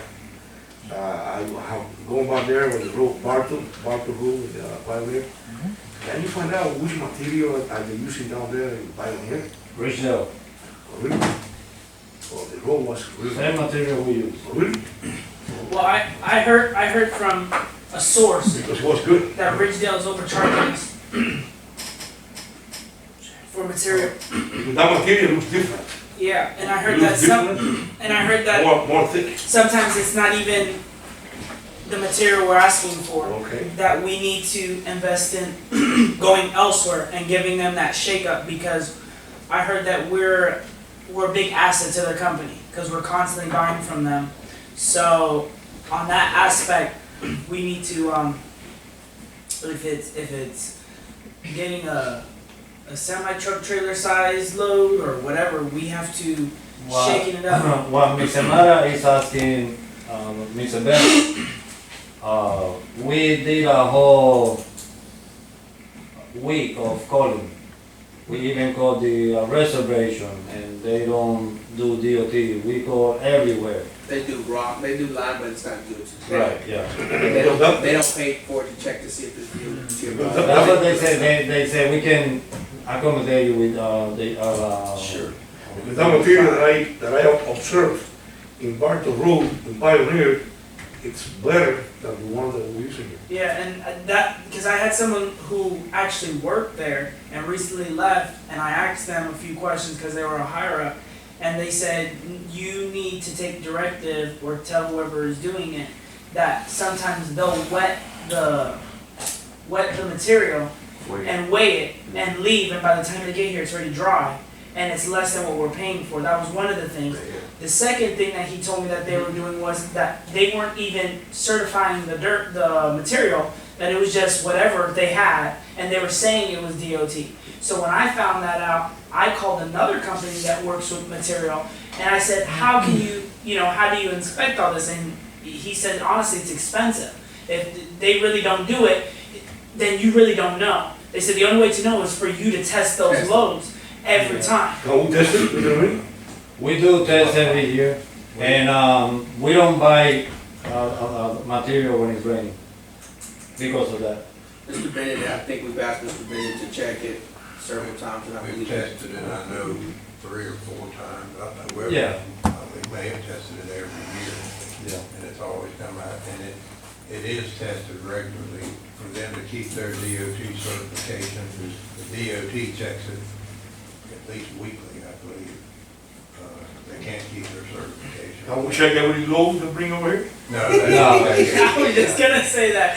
There's some way. A little bit too I just want to know because Yeah, that's a little. we check it once a year. But, There are so many. But Ladies, so there's guidelines for the rock mine pit oh, yeah. and certification. The DOT checks it way more regularly than We did have a problem with them years ago, whenever David Hubbard was here, we had to send it back, and then we quit getting from Ridgedale, we started going to, Ortona. Sure. Because that was putting DOT just on the thing, but it wasn't stamped, so then that became a print, it was like 210 a load, so it does a big deal about that. Sure. Yeah, and there is a rock mine. There's a number. Yeah. When you're DOT certified, there's a certification number. Yes, sir. That has to be posted. How many loads have we bought from them this week? This, I don't know exactly on the week, but we buy about, I would say like what, $40,000 a week, Becky? From Ridgedale, $20,000 to $40,000 a week, right? We need to start getting that stamp or that certification to have in our file, so that the day they slip up and they don't give it to us, we can request our money back and say, nope, we're done, we're not gonna be purchasing material from you. But we have to have an action plan, because from what I was told, you know, I'm trying to get on top of that, because that is a lot of money, and I just found this out that they did it to us before, so who knows they're not doing it to us again. Do you have to have DOT? Yes. Is there anything that says that, or is that just? That's why I'm asking Mr. Okay. Baker. Does it have, and that's a really good question. Do we have to have that off these roads, or is that the best management practices to use that? that's pretty much the best way to control quality. If we start buying material from, just say some of these other pits we were talking about out there, you know, you don't know what you're getting. Gotcha. You're And, taking a chance. You know, you can be getting any type of thing, and then it's hard to manage, and it's hard to Understood. control, so that's the best way to do it. But the thing about the water, about every pit, if you're buying lime rock in rainy season, you're buying water. Understood. You know, they sell it by the ton, They do. and even if it comes out of the stockpile, it's gonna be wet, so that happens. Good. Any more questions for Mr. Bennett for his report? No. Thank you, Mr. Bennett. Mr. Boyd, you ready for your treasury report? Yes.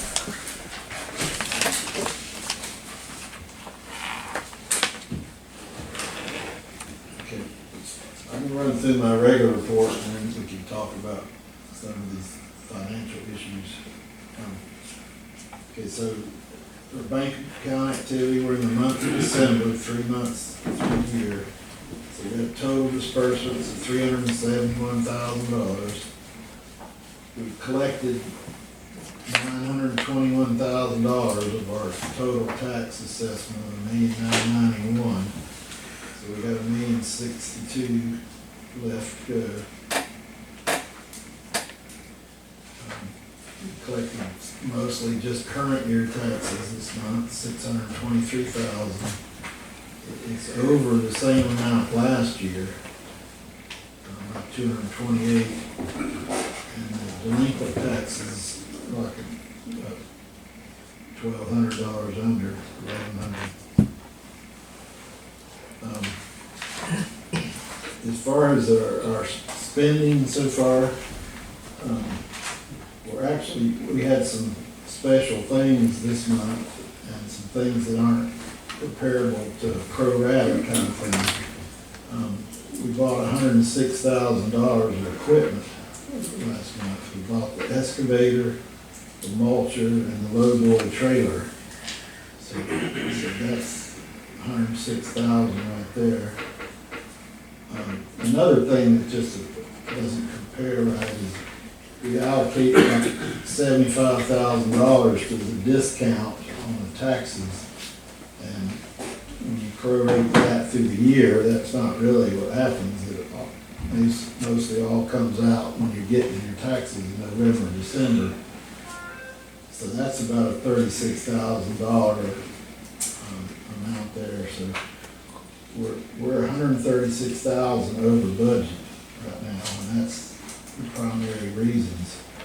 Plus payroll, this month, we had 5 weeks instead of 4. Sure. That happens every now and then. Plus there was the Christmas bonus week, so we actually had 6 payroll periods instead of 4. And then also the overtime and sick pay buyout was during this month. So, we're over budget this month, year to date, but there are reasons for it. How much are we over? $136,000 over what just a prorated 3 months of the budget would be. Okay, then I was asked to look into if we borrowed money to do the whole, like $1 million perimeter project. I don't understand what all we're doing, but as far as the money part, what you do is you issue a special assessment revenue bond, like we did for the dike, because you can't pledge your property like a normal mortgage person. Understood. So you're basically pledging revenue from your taxes. What you're doing. So if we were to borrow $1 million and do like a 20-year payback, we would probably get somewhere between 2% and 3%. Even though rates are real low right now, They're going up. they're going up, and they're looking at a 20-year time frame. So still, if you could get it for say 3%, $1 million would be $67,000 a year. That would be the debt service. Pay $1 million back. When we borrowed the money for the dike, it was $2 million, so basically twice as much. And we pay $142,000 a year now. We've been doing that since 2015. That was at 3.56%, but you probably get it lower than that. I figured it at 2% too. That would only be, but you're not going to get it. These are local institutions? This is just a range I that, got you. if we actually decide to do this, then there's, it could be shopped out to, people in the municipal area and all that kind of stuff. So you could go out to get your best deal and decide. But this is about what, you're going to pay in debt service.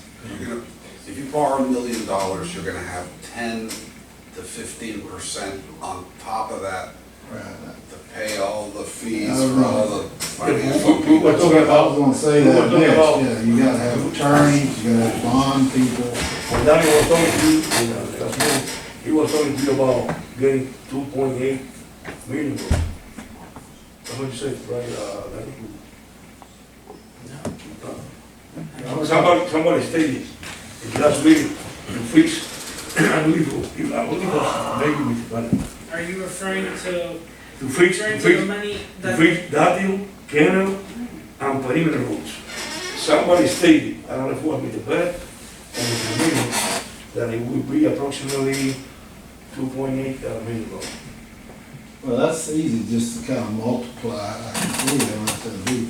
But what we're talking about is the perimeter that needed to be But done. perimeter, we talk about perimeter, Datio, and Kennel. Well, Oh, you're talking about- I remember this all saying that something needed to be done to the outside. I mean, I'm not an engineer, I just took down the numbers, but whatever y'all talked about at the last meeting was having, that you needed to, Perimeter. what?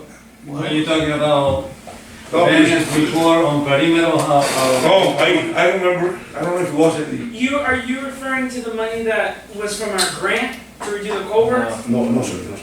Oh, you're talking about the estimate price amount that they gave us to pave perimeter. No. I'm talking about how much money That's what you're talking about, we the estimate. need to fix Datio, Kennel, and perimeter. It's not enough, 2.5 is not. 2.8. It's not enough. It's not enough. well, No. perimeter, Perimeter by itself. we talking about dirt road or paved? Dirt. The estimate was not paving, was just a little over $1 million. Yeah, Yeah. Yeah. I thought it was 2.8 million. No, No, The that, three roads. no. Perimeter, we never did an estimate for all three. Perimeter is the We worst did one. the estimate for perimeter. Yeah, perimeter is the worst one of the three because of the elevation. Well, I remember Mr. Bennett talking about the three roads. He did, but it was only about perimeter, and it was almost $1 million. Yeah, that's the one that y'all said. I don't know how it came out with 2.8 million. It's close enough. If you go to 2.8, Close enough. if you go to 2.8 million, then it'd be like $188,000 a year. Understood. It said interest rates, the Fed meets next week. So what is, They're what already going up. are the other fees associated with pulling something like this out? Well, you could tell me. Is it that So like the closing fees, costs? bonds, Yeah, it's the equivalent of all the transactions, you gotta have bond counsel, Sure. and they get paid by a percentage. Understood. And, you know, it's like in a loan, you have to pay points. Sure. It's something similar to this, and that number ranges 10% or so of the principal that is being borrowed. That's a general rule of thumb. Money, the cost of money has not been this cheap in 50 years. But it's creeping, it's already, if you go online, look at mortgage rates, they're already creeping up because everybody knows, or it's been in the paper, the Fed is going to increase rates. Sure. Well, what about Mr. Fumero? Can we go to the state and ask for a loan from the state to reduce it, to fix our roads?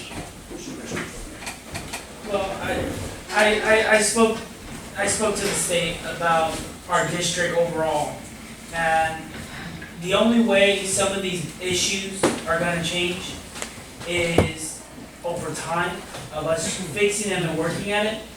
But if we want dramatic change, we have to create a coalition and change us from being a 298. That's the only way we can get grants and certain things for our 298. Because all of the grants that we can apply for are either subject to and structurally sound, that if I say we're gonna write a grant for the clubhouse, it has to go through the county, and the county's the distributor, not us. So the problem is that we can say we're gonna, like the governor did before, after all that headache with the culverts, sign the grant, got it approved, we still have to wait on the county to distribute it. So being a 298, the only way we can structurally sound getting that money from the state and any grants or anything is if we move from being a 298, and the only way that's gonna happen is through votes. So what you're talking about is we become Incorporated or establishing us as a town and letting the Village. constituents vote, because in any direction we move to, Central County's gonna be liquidated, Central County's gonna go away. They're gonna elect new elected officials with new laws, a new structure plan to develop a whole new So Montreal. what do you think that we should do? What I think we should do, I think Central County has done a great job within this time frame, but the only way to get that change, like the governor's office said, was voters have to come together, because if an executive decision is made to change our 298, we're still gonna be tied between the four walls. And the only way to get out of those four walls is by the people, the voters, to say enough is enough. We want our district, our four walls to have the same power as Clewiston and LaBelle to delegate what happens. Because right now, we only have the four wall perimeter, and even if, like me, I applied through my office for grants through the state. And after evaluation, and after finding out certain things, we don't have the capability of utilizing that. You know, many people that I have connections with are saying, hey, no problem, we can get you that grant, but it's gonna have to go through this person's office. You know, so there's a lot of stuff that if we go through the state as Central County, it's really hard to get that. But if we go as an individual, it is an extra hard, because now they're trusting you, hey, do you really need it for that? You know, so there's a lot behind it. But we have to move in a direction of out of being a 298. Or the mitigation. John, if they did the mitigation, let's say that they did decide to transition over to independent or incorporated, who would take control of the reservoir? Would Central County, through the transition into its new phase that it's going into, would they still own it, or would that be something that the district will kind of take over? What would happen with that? Because I mean, the mitigation that's a lot of money, because 160 acres of the Pelican, you said how much, 60 million? What was you saying about that one thing? Yeah, that's Broward County, you know, Yeah, land I mean, values there. This is over 2,000 acres.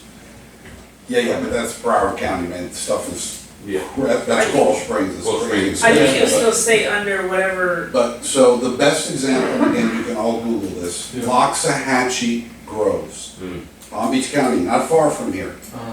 For 50 years, it was the Loxahatchee Groves Water Control District, and then, don't hold me to it, I think it was in 2016, they became the town of Loxahatchee Groves, and the district became a dependent special district. So it fell under the town. Yeah. And they have all their laws, everything that they went through is all online. Loxahatchee Groves, just like I said, happened maybe 5 or 6 years ago. Because people got ticked off at Palm Beach County because they weren't getting their fair share. Right, so revenue-wise, I think it's like a 60-40 or something like that. So if we did decide to do that, how much money would we keep in-house? Would we still have to pay to Hendry County something, or we keep everything? So the biggest check, anybody who owns property, the biggest check you write every year is your ad valorem taxes. Right. You get that tax bill, okay? That goes to the county. See, and so property values, I've heard people tell me property values here have gone up 50% and more. Yeah. So that means Hendry County, even though the millage rate is the same, Hendry County's gonna get 50% more money. Right. Because you're gonna pay more money, because your property's worth more money. Yeah. So they're getting like a windfall of cash. We don't exercise ad valorem authority. We have a flat fee. They're not at Malarian. Doesn't change, right? It's not ad valorem, it's non-ad valorem. Okay. So more people are moving here, more people want services, more people want modernization, and our budget is flat. And that was something. The Hendricks County budget is going like this. Yep, and that was something that I brought up to the governor's office, is that out of all the other 298s, are we the only one that still functions like that? He said he's gonna look into it because it does look weird. I said, and you know, I did tell him, we look like we're the cash cow of Hendry County. Yeah. Because if many of us look, after what I was talking about the roads, when I spoke with his office, he says it looks like at one point they did give the money to pave every road here, but it was redirected elsewhere because of politics. And when he further looked into it, he said, is there a part in your county that is an area that's fully paved, but no one lives there? It's vacant. I said, yes, actually, it's called Port LaBelle. And he says, okay, I'm gonna look into that. You go to Port LaBelle, you have a house here, house here, house here, but not like here in Montora, where there's houses, you know, on almost every block.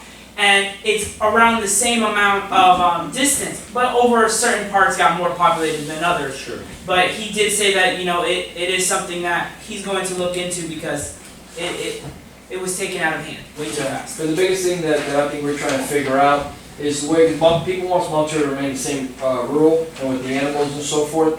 So I mean, you could either go incorporated, independent, like your opinion, what's best fits us? I don't know if it's independent, incorporated, would it be even money-wise better all over for the community? I mean, I think you gotta, walk before you run. I think that it's a big step, is to get ad valorem authority. Then, converting into a town, a village, whatever you wanna call it, is gonna be a lot easier. And Lehigh Acres used to be called East County Water Control District. And then I think in like 2013, they said the same thing. We're paying all this money to Lee County. This is what you're going, that's why about legal cause. This idea of people paying more to the county unincorporated, it's been going on for 150 years. It goes all over the country. You can find thousands of communities at the same gripe. After they did change that, I found out that they finally built a school in their district. Yeah, well, people vote there. Yeah, and people were upset. Lehigh Acres, and again, property values have gone up.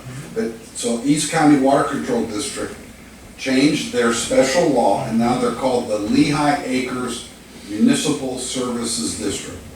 They took a baby step, and the next step is there will be a city of Lehigh Acres.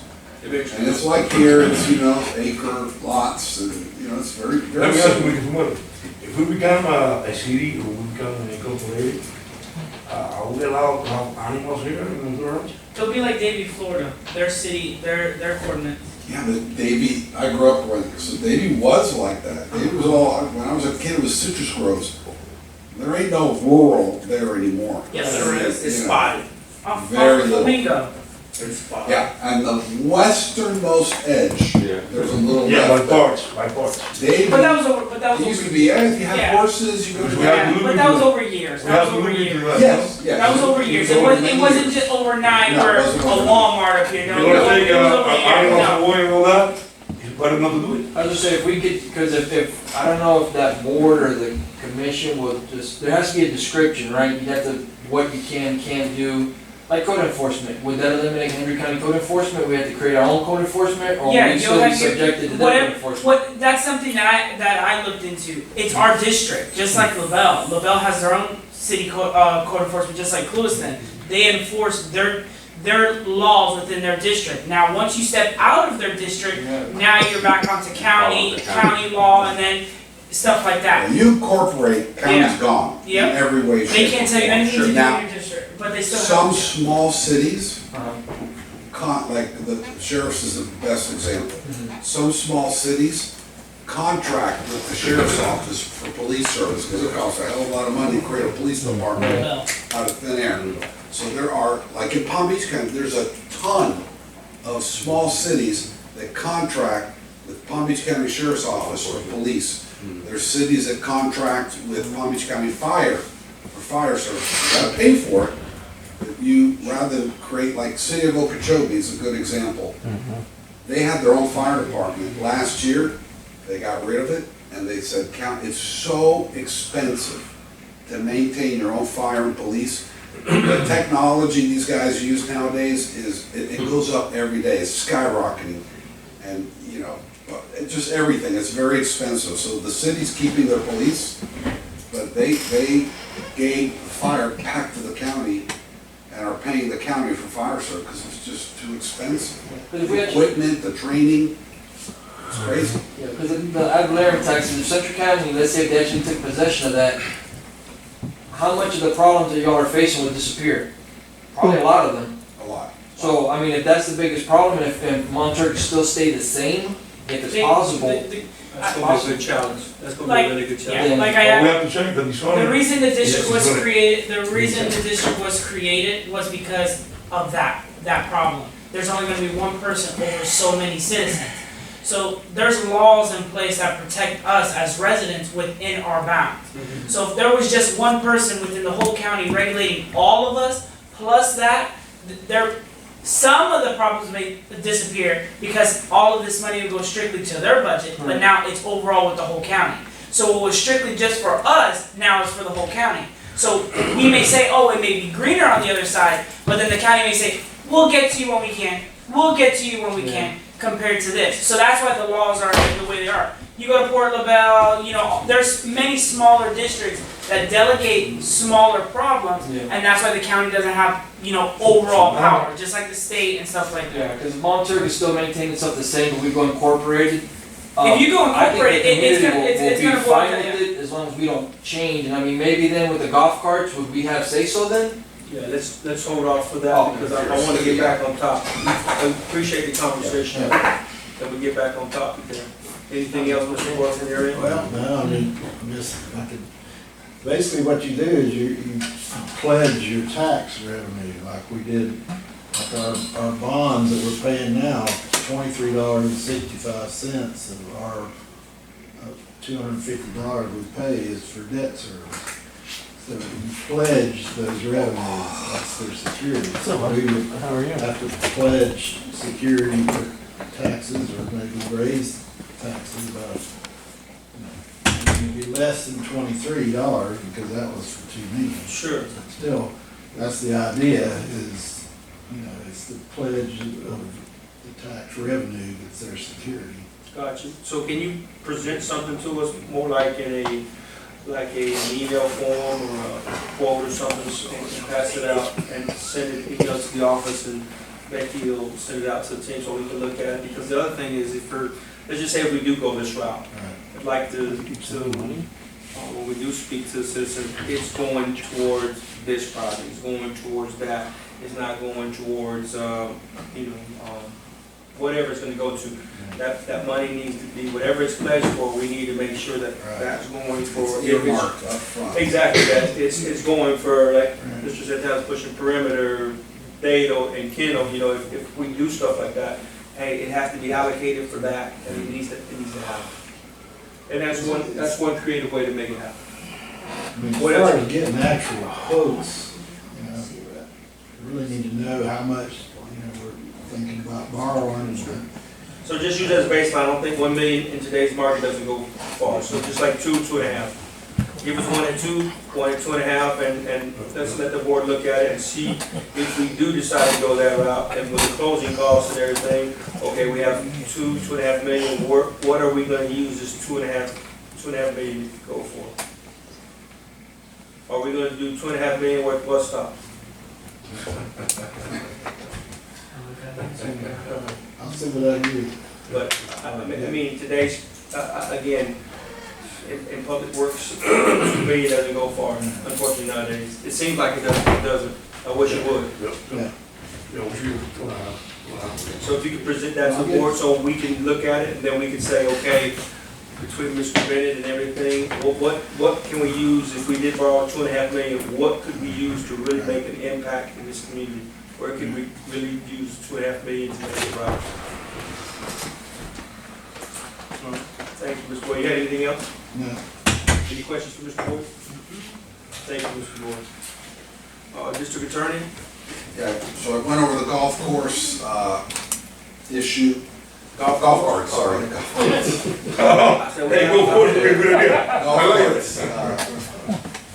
So Bear Paws Environmental Consulting, which is a company we hired on the reservoir, they scheduled a meeting with the Water Management District for February 4th. Yeah, February 4th.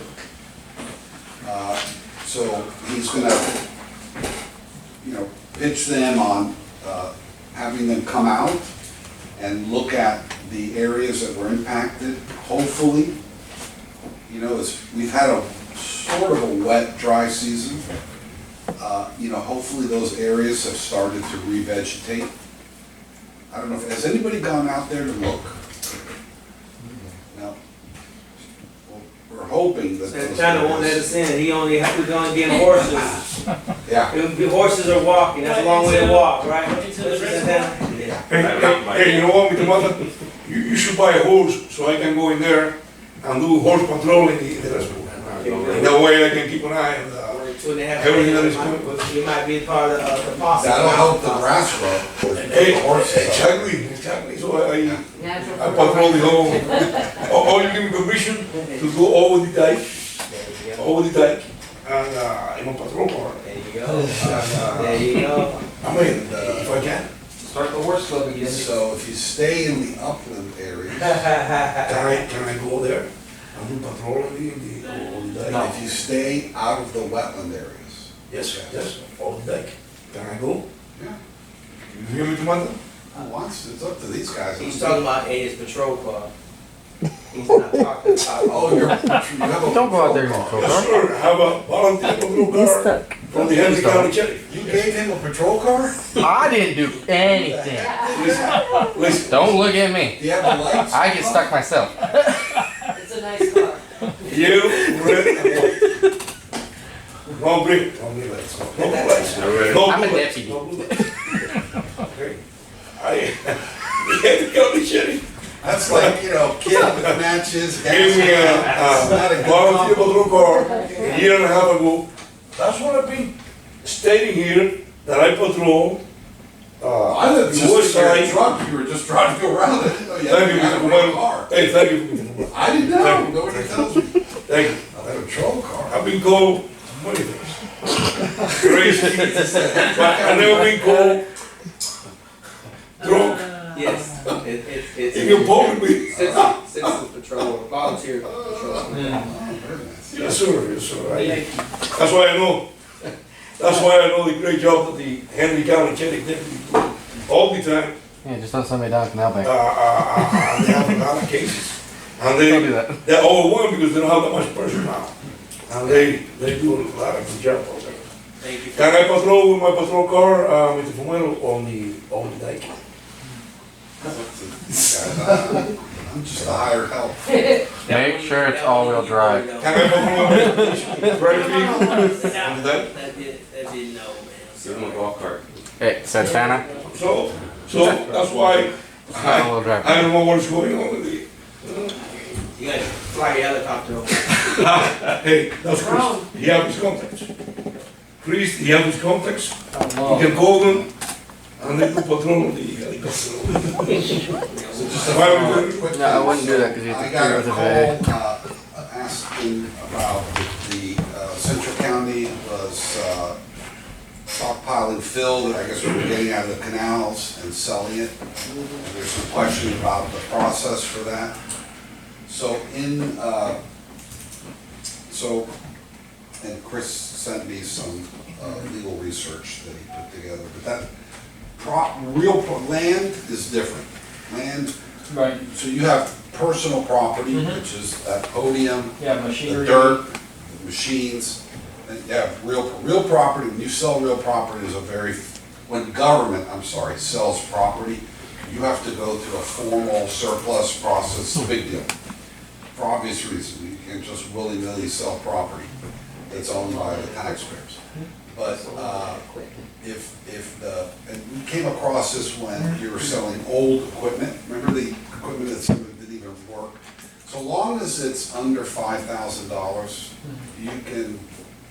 you can always sell it. If the value's above 5,000, then you have to go through a process, public notice. As long as it's under 5,000, you can always sell it, but you don't have to go through any particular process. That's in chapter 274. That's per object, or is that total? That's the aggregate of the particular. One item. Who assesses the value? Well, because that's one with the 5,000, if it's, like they say you have 10 pieces of equipment, if all 10 together goes over Like 5,000, Chris. or does it one? So say for instance you're selling Oh, I see what you're saying. Yes, vehicles, okay? it's Say for instance you're each selling a piece of car, equipment. right? Okay, So you're gonna go like Kelly Blue Book, right? You're gonna go there, you're gonna see, okay, hey, this is the year vehicle I got. oh, the fill. Okay, we're going Yeah, off wear and tear of the Well, vehicle, Central County, it's like, they well, not, legally that's can what the top. estimate out fill Yeah. and sell it. Appreciate it. Because the thing is that, I know in Central County, it's just roads, drainage, and recreation, Right. and I just don't see where excavating out material and selling it falls within roads, drainage or recreation. Yeah. I don't know, maybe it's just a question I was wondering about. Yeah, and so if you get into this area, you know, can you have a Christmas party? Is that recreation? You know, can you have a basketball, basketball, that is recreation. I mean, but, you know, you gotta use a little bit of, you know, if you get real strict, then there's like nothing, barely anything can be done. Right. But, yeah, if he goes out and says, hey, I'm gonna create a rock pit, we found some high-grade lime rock, and we're gonna create a rock pit and sell it, no, can't do that. But if, as a consequence of them maintaining canals, and they're cleaning out the canals, they're restoring the original cross-section of the canals, they're stockpiling material, Yeah. you know, they can get rid of it. Yeah, but that's what I was wondering, because the thing is that we built that, and we didn't do it for anything that had to do with canals or nothing, it wasn't even part of the project. It was just to keep boulders off of the levee, that's why I was wondering, because I know they said it's a burrow ditch, but it never really was a burrow ditch. We built that just to keep boulders off the levee, because that's the problem that we had, and people were stealing batteries and stuff like that, so because we started it off at pump station 1 and 2, and we followed it all the way back around to 9 and 10, and 11, and I guess it's, 9 and 10.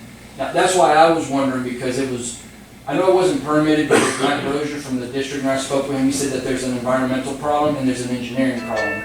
Because there's nothing referencing the canal on what, it had nothing to do with the water control, that had to do with the whole reservoir. So it's kind of like something that was kind of altered and added to it. So that's just what I was wondering, because I know that there's a big thing that it was part of the project, and it never was. You know, because me and a couple of employees, we degrubbed it and we built the whole thing. That's how we ended up with that big John Deere excavator out there from Miami. That's just what I was wondering, because the thing is that we go back to, we don't want to create problems because it's through an audit. If it gets audited and somebody audits the auditor and they say, okay, where's this money coming from? If legitimately or legally Central County can't do it, we end up in the same problem that we do with the reservoir. So it's just to avoid these types of problems. So that's the only reason I asked. Yeah. I don't know where the material was taken from. You kind of lost because I thought the material was just coming from No. canal maintenance. No. The last thing I have is just to let you know I've received several phone calls from Ishmael Ramos, re-arguing everything he argued here about the incident report and what should be an incident report. And I've gone through with him several times. I've explained to him what happened. He's asked a lot of questions about, you know, he believes the police are singling him out, and I said, you're talking to the wrong guy, you need to talk to the court or the police, but that's not something that Central County is involved with. And then the final thing is the whole trespass thing. He says, again, that he feels he's being singled out. I told him I would, bring it to your attention. I suggested to him that if he wanted to state his position, that he could, write an email to the board stating his position, that, I really can't state it for him, that if he wanted to say whatever he wanted to say, but the phone calls, he's really just rehashing everything that was said before. But I just wanted to kind of give you a heads up that I've received several phone calls from him, and that's all I've got. All right. Any questions for the attorney? For the subpoena that we received. Yes, thank you for, So, this is the way it typically happens. So you've got a young kid attorney, he's the assistant state attorney. So this is a young person who's been assigned 100 cases. And so he's given, the police gives him a list of potential witnesses.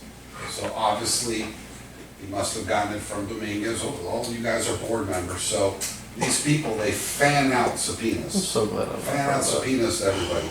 It is highly unlikely that all of you will be called, because it's not like you each have a different story. You're all gonna it's all the same thing. What took place was recorded. That recording is available. So again, it's very typical. When we get close to trial, I will call the assistant state attorney. I will speak to this young person. I will try to figure out and help them out as to what they're trying to do. But they just do this as a kind of precaution, putting everybody on notice, you may be called as a witness. Whether you are is much less likely, we will see. The truth is, as I think many of you know, 90% of these cases get pled out before they go to trial. Only a small percentage actually go to trial. I'm not a criminal lawyer. This young man asked some very good questions about criminal law that I don't know. I'm not a criminal lawyer. That would be. Mr. Mono, can I clarify one thing, please? No, this time, no, that's not. So those are issues that are between the sheriff's office and the court. When we get, like I said, when there's an actual, we're getting close to trial, I will call in and I will reach out to all of you and kind of let you know what that is going on. Thank you for reminding me. Anything else? Yes, sir. Oh, you have anything for the lawyer? Oh, I'm lawyer? I got subpoena, and I have a subpoena, I have to, I'll be here in court Yeah, they're gonna call you to reconfirm. You'll get a call from the secretary in that office, just reconfirming, because also, if you're working, if you have a job and you call them and say, I'm working. I'm retired. The only thing I do is I volunteer. And maybe you'll be the witness. In my In the patrol car. In your patrol. Well, Cherry County, Cherry Patrol Car. I can call the assistant state attorney and volunteer. There's Santana as the official district witness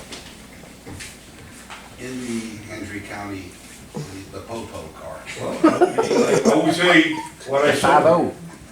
Raise my hand. So I will say one thing real quick about the whole subpoena thing, because obviously I live by subpoenas. I've gotten probably at least 30 subpoenas for court cases. I've yet to be to one. Right. So if that helps you guys out. Yeah, just like I said, you have to take it seriously, but it's unlikely you'll actually get called. This is a case that's so minor in the court system that it would be ridiculous for it to go to trial. But we never know. Thanks. We're going to go to our supervisory report. Yes, Was it for the, I want was it for to- the incident that one night? I have a lot, so I'm gonna run through it. I want to make a motion to have John look into the credits, see what we can do for the reservoir, get some, get some momentum on that. I can bring you Please. people What happens to, is usually goes to mediation. They talk it out. there's lots of options. You know me, Let's see about I'm very You know, straightforward. it's just They should the talk it out, they figure it out. principal's not gonna be an ATV. Because what's gonna happen is if he takes it, he's and gonna what get the the hill or state's slow. determining. And if very they're- trouble. We should both of them. And that's another thing that we really can't do as a You were board. at If we fault. want to, if we want to vote on And like something, I'm it pretty has sure I to told be. you, it's easier So just that to you know, keep please, calm. please let us know that. And I have to say that I mean, there's because certain something people of that this heighten level of things. importance is a big deal. They'll learn how to de-escalate. Talk about something transparency, as you said. Next We should month. approve. On the agenda. I'll just bring it up, Me? I'll just bring it I'm very good into at light. escalating, Yeah. but I Next can also, month, you I'm can very good compare at it. I want you to So I'll approve. make sure. You gotta have that happy medium. Let's So, get I some mean- presentation about what's involved. I've been coming out there more, kind of. The other, one of the other things too is that, I have is, Yeah, we'll see. I got in contact with someone, who's on the executive board for Nike. I got in contact, through my organization. She said, she told me what cap do I have on. I said, well, I'm gonna take my business, cap off, I'm gonna put Central County cap on. And I got her some measurements and got her some stuff. So she's drafting two, forms of funding She wants to redo the complex. She calls it the complex. The baseball field, soccer field, and basketball court, and make it a just do it Nike sponsored facility. The only requirements that the executive board are asking for legally is for them to be allowed every event that we have, for them to bring their Nike semi-truck to sell shoes, shirts, jerseys, and 100% of the profit stays with them. But they are willing to remodel that whole section of the clubhouse from the ground up with state-of-the-art material, state-of-the-art equipment for our community for a minimum of 5 years, and then have an evaluation, because if the board is all new, about their time span being here. Some of the other things that me and her did go over was our board and the direction we want to take Central County if we do move in that directive. So she does want us to have some legal agreement with the clubhouse or Central County stating that if they do put this here for a certain time span, that before the contract is up, that the board or whatever is in place at that time, that they have a legal obligation to review it, either to renew it or not. I did tell her, I said, what happens if it doesn't get renewed? She said that they will take all of their sponsorship items and replace it with whatever was there. And most likely that's not going to be capable. So what she said, the most expensive items are like the basketball goals. They'll be replaced with, a lower cost of material to accommodate what they put into the complex. And that's something they want to bring here to Central County. Yes, and I don't know. I told her, I said, I'll speak with the attorney. I said, because if this was through my organization, you only have to speak through me.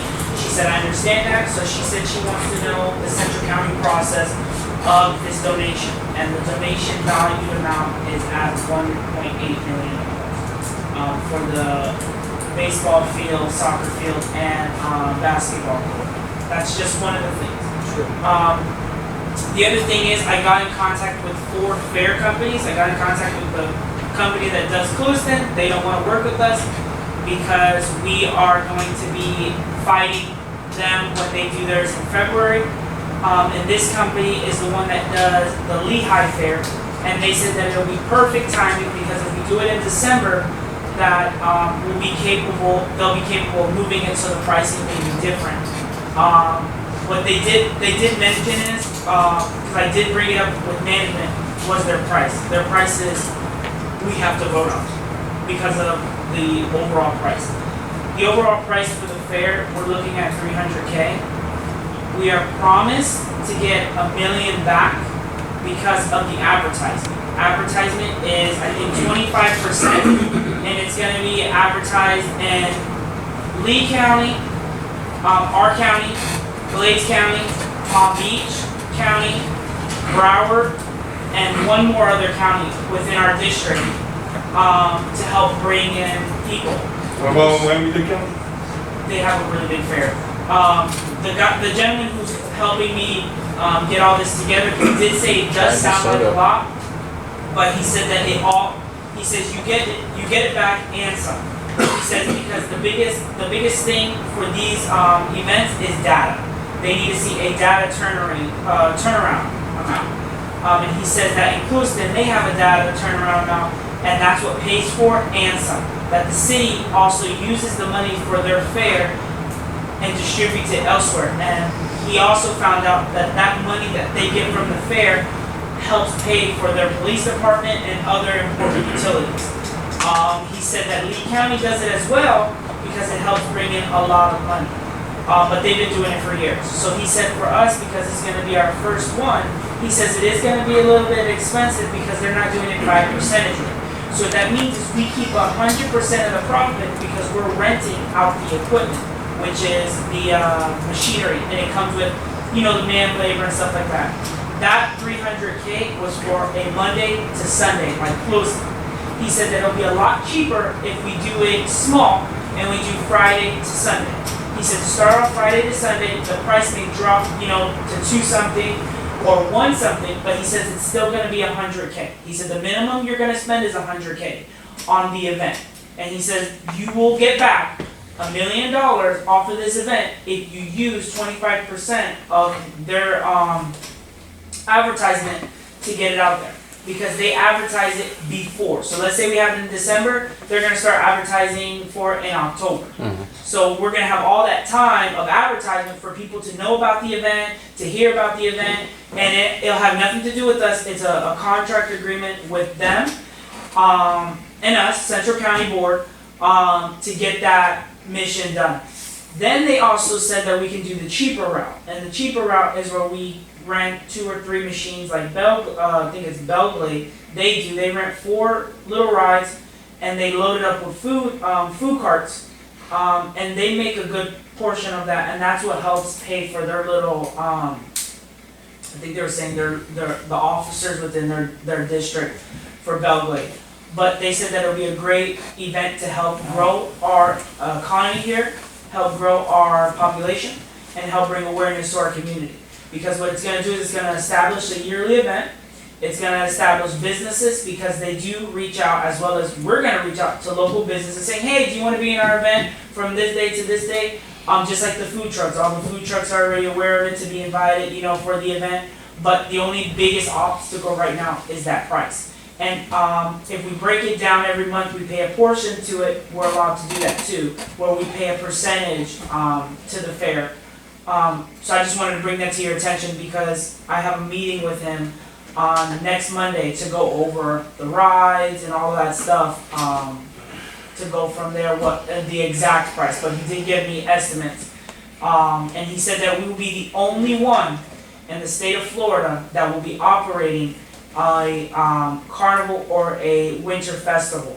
And he said that a lot of people travel. He says when it comes to events like this, if you do it right, a lot of people will travel. He says, I could be telling you you're going to get this amount, but you may get 10 times more than that to help bring to your community. So that's one thing I wanted to bring here to Montora. The other thing I also wanted to bring to Montora is awareness of our facility. I stopped by the Clubhouse a couple times. And I don't know if many of you stopped by the Clubhouse. They have LED lights. And they display different colors. Like this month is human trafficking that the sheriff's office is pushing on, so we lit up the Clubhouse in blue. In October, the county does an event where they light up the whole county in pink. All government buildings, any business that wants to partake, they light it up in those colors. So I said, as us being a government entity as well as our community center, we should partake in that.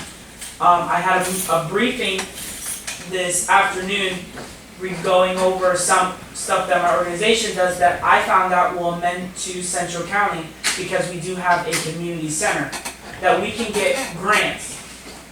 As well as we can get fundraise donations through organizations for displaying such actions. And the biggest one is October, which is Breast Cancer Awareness Month. And the reason I'm bringing all this stuff up is because to prepare for these massive events, we have to plan it out within a 6-month frame. So the Breast Cancer Awareness Foundation, through the what's that company with the perfume and all this stuff? Sephora? No, it starts with an A. For money. Yeah, something like. Well, there's a big company that they sponsor every year this big breast cancer thing, and I told them, I said, from my knowledge, my family has experience, and many people in this community, different types of cancer. And they said, have you guys ever had a walk? Have you guys ever had a breast cancer event in Montora? I said, no, we didn't. They said that they're also willing to give us $25,000 to establish that here, as well as bringing vendors, businesses, corporations out for the event to raise money for the cause as well as for our venue. So if we allow them to come here and establish a breast cancer awareness location through all of these corporations, through all of this, we do get a percentage of whatever they make throughout that day. And she says it can range from 50 to 100K will be part of our percentage that we will get from this event, as well as bringing awareness for the cause. So that's something that I want, to get your guys' opinion on and feedback on to move forward in or to see another avenue. And then the other thing that I also wanted to bring was the bus stops. On my campaign trail, I said I wanted to bring bus stops. So I had and I had my legal team look into it. I found out from a city that they built concrete platforms on their property, and they put structurally sound commercial bus stops, which are steel, aluminum bus stops, drilled them in, and they left them there. And I asked him, I said, what happens if someone crashes into it? You're not liable. I said, okay. I said, what happens if someone didn't, I was giving him all these scenarios, and he said, you're not liable. They're brought up to standard, they're commercial use, they're commercial standard, all this other stuff. And he said they fall under your insurance for your district, because it's also as a amenity that you're providing. So he says if you get with your county, or as well as your state law for recreational, he says it falls under that as we're providing that service. So if anyone gets hurt, they follow the procedure. If they want to sue, they can sue. All this stuff, because it's basically a recreational service. So after that being said, I contacted a few people that I know to see what they can do. And they said they were being realistic. They said it's a lot of area to cover. They said that we can probably give you 6. And they said that they know a couple people that can look into a transportation system and a grant that we can apply for to have our own little bus that comes from here straight to the city and back. It's a straight travel, but it still gives our citizens who don't have reliable transportation or transportation at all a means of transportation. That was one of the things that we were going over, that I wanted to bring here to get your guys' feedback on. And then another thing, this is the last thing I have. I think we need to look into the board as a whole. We have to make this decision. I think we need to look into a directive on getting training for ourselves, as well as the staff, management, and everyone on a routine annual basis, so that we're up to date. And what I mean by training is not a course, not a class, not a certificate, a training on understanding our surroundings that are, developing and changing, and establishing connections with other districts, not as management, but as a board, to not as a whole, but as individuals on our own time and our own scheduled time, to discuss what other districts are doing that we can partner with to bring new and great ideas to our district to implement for us to grow, in a great asset. And with that, that's it. Good stuff as always. On most of that stuff, John, can you get, Lots of them. yeah, can you get with Mr. Santiago? It's a lot of good stuff, and let's see what we can push forward. I like some of those ideas. I think that'd be great for our community. Good stuff. Mr. Santana, can you top that one? Can you top that one? No, I'm messing with you. You have the floor. At least with mother, You have the floor. I am not competing with no one. Oh, okay. When the only one that I compete is with myself. That's what I'm saying. Every day I try to be better. There you go. That's it. I That's love the only it. thing I try to do. I love it. Ah, It's quick and simple, right? yes, sir. We can film. No, I'm messing How with much time we got? Come on, please. Sharon, he took more than You 3 ain't minutes. gonna tag over me He till I need took some more than time. 3 minutes, Sharon. Yes, sir. Sure. Big quorum. About 50 minutes. Go ahead, bud. I'm gonna start with the employees' salary increase, okay? Employee salary increase, to start with, $14 an hour, this is a motion, right? $40 an hour, and after 90 days, they will be making $15 an hour. That's for the clubhouse employees and the employees that pick up the garbage and everything else, of the low paid employees, starting at $14 an hour, then after 90 days, $15 an hour.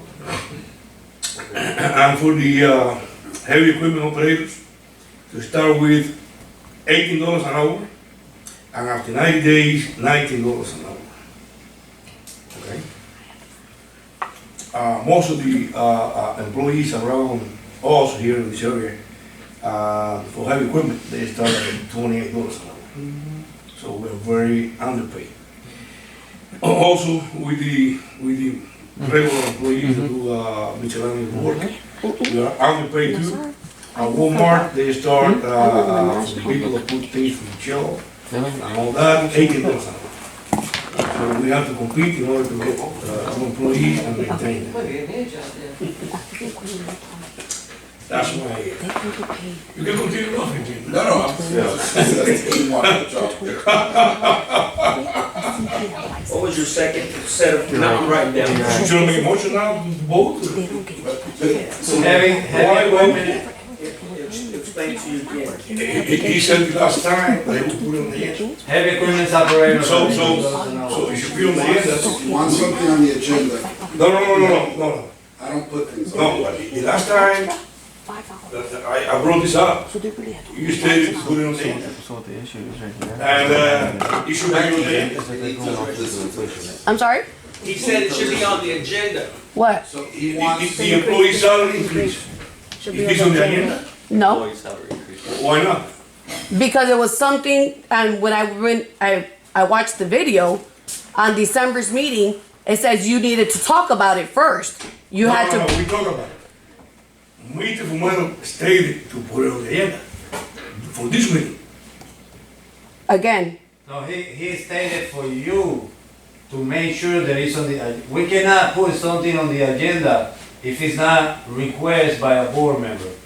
And the conversation from the last meeting, don't get me wrong, this is a great idea, I like it. The conversation from the last meeting, it was tabled because Daniel asked our accountant if we have that money to support what you're asking for. That's That's right. how it ended. Wait, let me ask you something, Becky, please. I did. Can we put it in the agenda for the next meeting? Yes. okay, Mr. Boyd, we're gonna have to ask Mr. Boyd about the budget. No. So We're we're gonna gonna vote. vote together at the next agenda. Look at his numbers and quantify the financial impact on a yearly basis to the district if you implement what he recommends.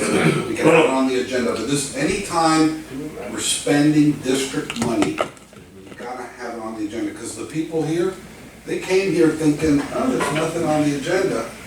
And then, let's find this. I mentioned it on the last No, meeting. I'm not saying you. So I'm asking now to put It's it on gotta the be on agenda. the agenda. I'm Becky saying that she cannot put it on the agenda. No, I didn't say we can't. I did not say that. What I asked was Oh. Mr. Boyd, would he get the information that Mr. Santiago requested? That's why it was tabled at the last meeting. That's what I'm stating. I didn't say no. Becky, Mr. Fumero says that the supervisor have to ask if we put it on the agenda, and then you should put it on the agenda. I'm asking you to please put it on the agenda. I can put it on the agenda. I didn't say I wasn't though, is what I'm Mr. Boyd stating. don't decide about that. I did not state that. We decide about that. I did not state that. You said that Mr. Boyd have to decide about that. I did not state that. No, I just want you to put it on the agenda. It'll be on the So agenda we for the can next vote meeting. For this salary And what was the numbers, brother? Anyway, to start with, $14 an I hour. got that one. That one's for Clubhouse and And all the other. payroll crew, something like that? Yes, sir. Okay, what was the other one? I'm And right.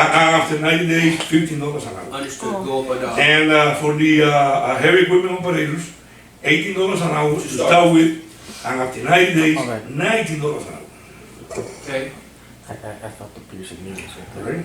is that the So- only two? Yes, no, I just want for that to be in No, no, I'm there, just asking. so we can vote the next, no. Is that the I have- only two for the? I have a few more things. Okay, for the pay, sorry, for the pay, I make the reference to pay. Yes, sir. Yeah, that's the only thing. So just those two categories. Yes, sir, yes, sir. Heavy equipment operator And the rest of the employees, that they work on the clubhouse and picking up the garbage. So pretty much starting pay will go from whatever it is now to 14. Yes, sir. And now it's $11 an So you don't hour. get a raise? It will be Flubber $14 doesn't get a raise? Understood. And after 90 days, $50 an hour. And the heavy equipment operators will be starting pay $80 an hour, and after 90 days, $90 an hour. Understood. Yes, Okay. okay. So I go for my next issue. I find out that in Pioneer, the county, they pay to fix the mailroom out there in Pioneer. Okay. They pay for the reconstruction or to fix the mailroom. Okay. We should talk to the county so they can fix our mailroom here too. Because if they're fixed, the one in Pioneer, they can do the same thing with us. We have a different commissioner. We have a different what? Commissioner, What the commissioner have to do with the county? it's his or her district, so it's however they enforce Is it. he the only one to decide? Well, we have two now, but it's whatever they decide, what is on their agenda, whatever they want to push, whatever they want to Really? go for, Oh, yeah. absolutely. Well, let me call me till Iglesias and, So Mr. Carson. it was redone. it was redone, Is it like, I've been out there. Is it like ours? yes, sir. Identical? Identical. So they have the mailboxes, you have roof with the dogs, the structure is the same. And they fix it, and So that way LEO can Oh, find yeah, it came out addresses of better. county fund? yes, sir. Okay, cool. And they should, I believe they should I've do something. I've actually had at least 15 calls where I haven't been able to respond in that And that was recently, Rose? Yes, sir, that wasn't within 90 days. Okay. And it's usually when it comes down to domestics.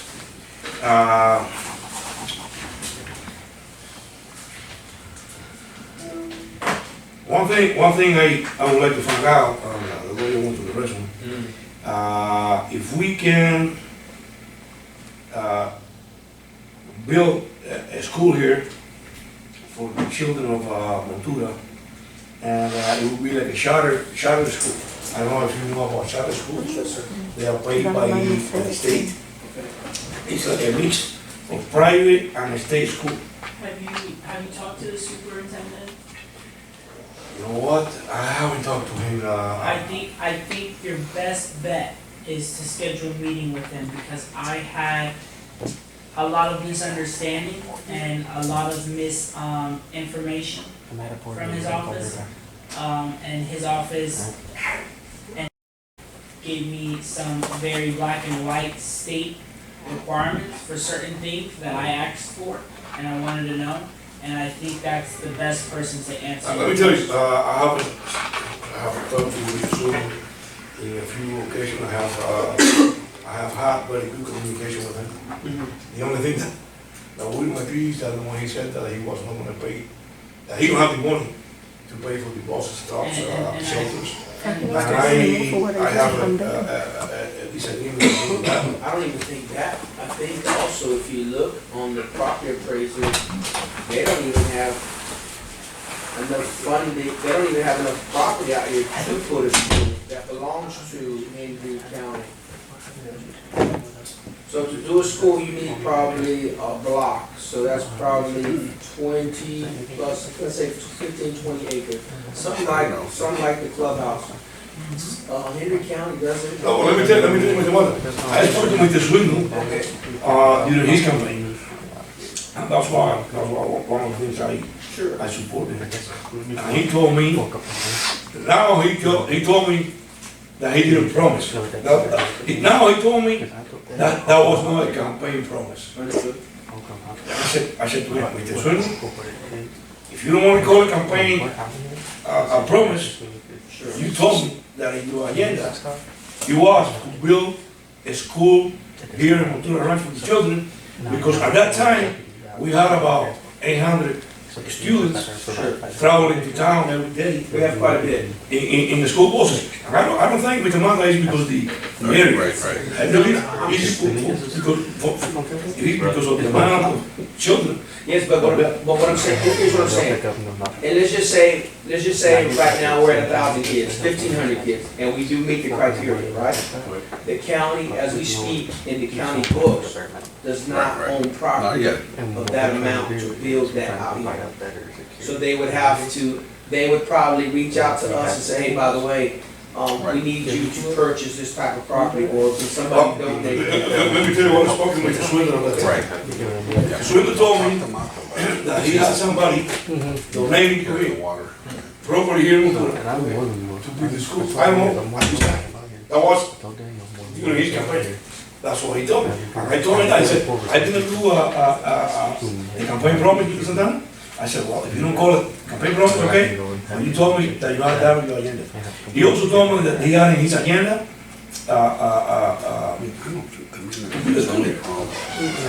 you don't want to call it promise, but that's what. My thing is if you do build a school, I think it's gonna happen sooner or later, right? You have to have every piece of that property, wherever that school is gonna go, you have to have that, all those parcels ready to go. Yep. And I don't think he has that security. I know he doesn't have that security. Well, let me ask you, Mr. Mata, don't you talk about we have a piece of land behind the clubhouse that belongs to us? No, that's commercial. That's commercial. Yeah, that doesn't belong to us. That's commercial property. And how do you set that we're going to use it? No, we would love to use it. That would be a great place to do it. That's commercial. Well, one thing I have observed here, and let me tell you what I have observed. Every time that we bring an idea here to the table, that is beneficial to the Montura Ranch residents, we say we can do this, we can do that, we cannot do it. I don't understand that. Let's make it happen. Make it happen. No, I'm saying, the county, the superintendent, Mr. Swindle, which I think is a very good person, he should make it happen and build a school here. Because the children, they go, I believe they get up about 5 o'clock in the morning. My daughter's there. I live here from 96 to 2000. Yes, sir. And they have to go at dark time, bus stops, they have to be there, rain, cold, whatever, get the buses to go. They come back, and then they have to come back and do the homework. I spoke to many parents, so they have to do the homework. Then they go to sleep at around 9 p.m. or whatever, and they have to get up again about 4 or 5 o'clock.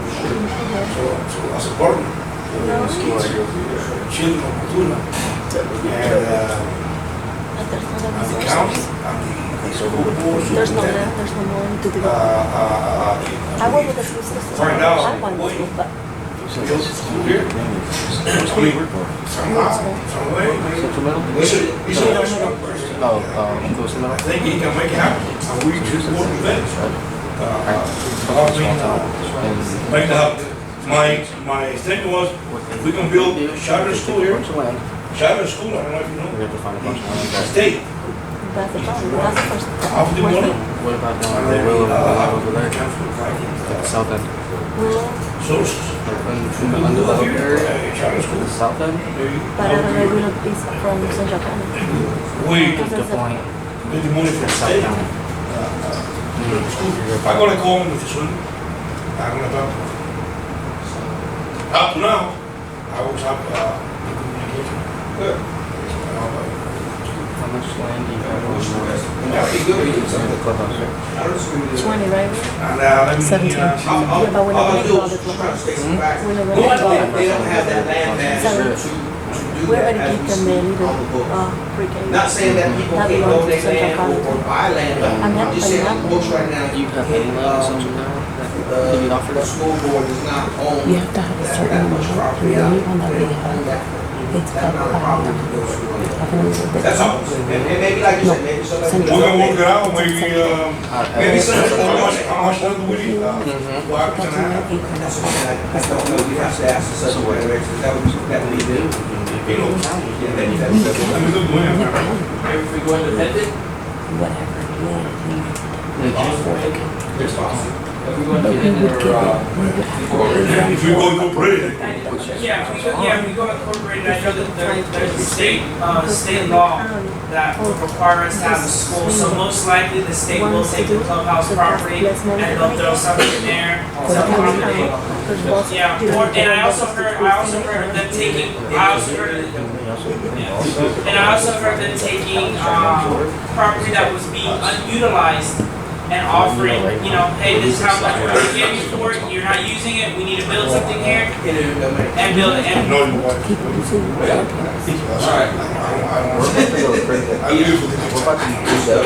Becky, make sure that's it, that's it. we get this stuff on the agenda. Oh, I have it written down. Appreciate it. Really, Yes, really. sir. You're welcome. Thank you. Great points. Fighting that fight for the peers of our community. Yes, sir. That's a good Yeah. fight. That's a good fight. We were elected for that. The resident.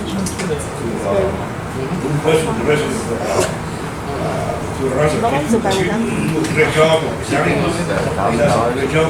Randy does. He does a great job. So we have to do this. All right, so I'm gonna finish up with these three things and hopefully we'll adjourn soon. So I have on the agenda to be voted on. There's something that I definitely would like to see.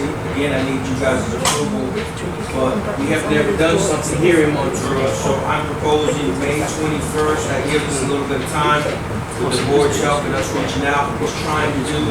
And again, this has to be approved by our lawyer, make sure we're not putting the Central County Water Control District in harm's way of liability. But I like to see, John, I know you're not from around the area, but I'm pretty sure you know about the area. Every town around in our community around the lake does some type of festival around starting February all the way to May or June, something like that. So I was thinking, if possible, that we start like one day, I have a date written down here, to do something like that. It could be called something like Montreux Festival, something like that, and start like what Daniel talked about on a yearly basis and let it grow. The first year, maybe doing some rides, figuring out what we do, music, food, just almost like a family get together for the community, something to build on, and hopefully on a yearly basis it will grow into something big. So that's something that I'd like to propose. I don't know, you as far as a lawyer, if there's any snafus, any kind of things that might prohibit us from doing it. If there is, I understand. If not, we'd like to look at it to go forward. Gonna look at it along with all the ideas that we have like a fair Nike sponsorship, bus transportation service, and Montreux Festival. And those that are here from the community, by doing these things, we do put ourselves at risk, right? Yeah, we do. There are some liabilities, there are some risks. So even with what you're proposing, there are some risks. I know past boards have been very conservative, that you served under, that you've been a part of, it's always been no, right? So this does put the community Central County at risk. I just want to see what type of risk that is, and if it's the pros, outweigh the cons. Because I think our community would enjoy what Daniel's bringing to the table and the rest of us. Bring the community together and show that we are progressive. So that's one thing I'd like to vote on. The board would vote. Somebody would make a motion, and then after the motion, if it carries, you can look at it and come back and say, okay, yes, it's doable, or you know what, it puts a big liability on us. So we bring your honest opinion to it, just see if we can make this happen. The dates that I'm shooting for board is May 21st, as well as our manager and assistant manager at the Clubhouse, of course. And if it is approved, please help us to check all the dots and cross all the T's and make it happen. So if I can get a motion on the table for this to pass, and that also, depending on what the attorney comes back, if I can get a motion on the floor, it would be greatly appreciated. Aye. We have a motion on the floor. Do we have a second? Second. All in favor? Aye. Motion carries to look into this, and hopefully we come back To with a look good into the report, festival. and we can make it happen. If not, then it should. Yeah, and Becky, I recommend that we have an item on the next agenda, looking at the whole fairs and festivals. Sure. Please, thing. we need to be a part of it. We're in the middle of nowhere, let's bring people here. Who's gonna run the The first, this past year, we had the lights for October, right? I posted a picture, and they actually contacted me. And they said, hey, we see you're a community member, blah, blah, blah. And they're telling me, is there anything out there? And I told them, no. That's how it started the conversation. So it's little things like that that help our community grow, and get us that little push of help, from our neighbors. So. Oh, but can I ask something? Sure. Do we have our mulcher yet? It will be here on February 1st and 2nd week. And then what about our truck and our low boy? Where are we at with that? Does it have the red bow? It is red. But it has the red bow. It's red. What It's amazing. red.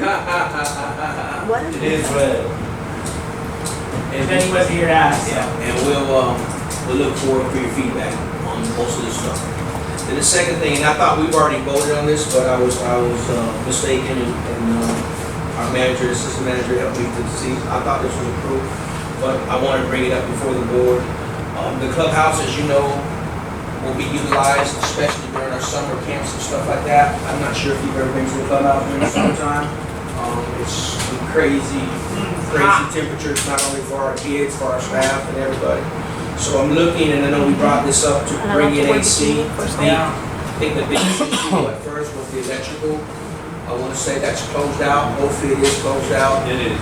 My next step was to piggyback on that and closing half of the.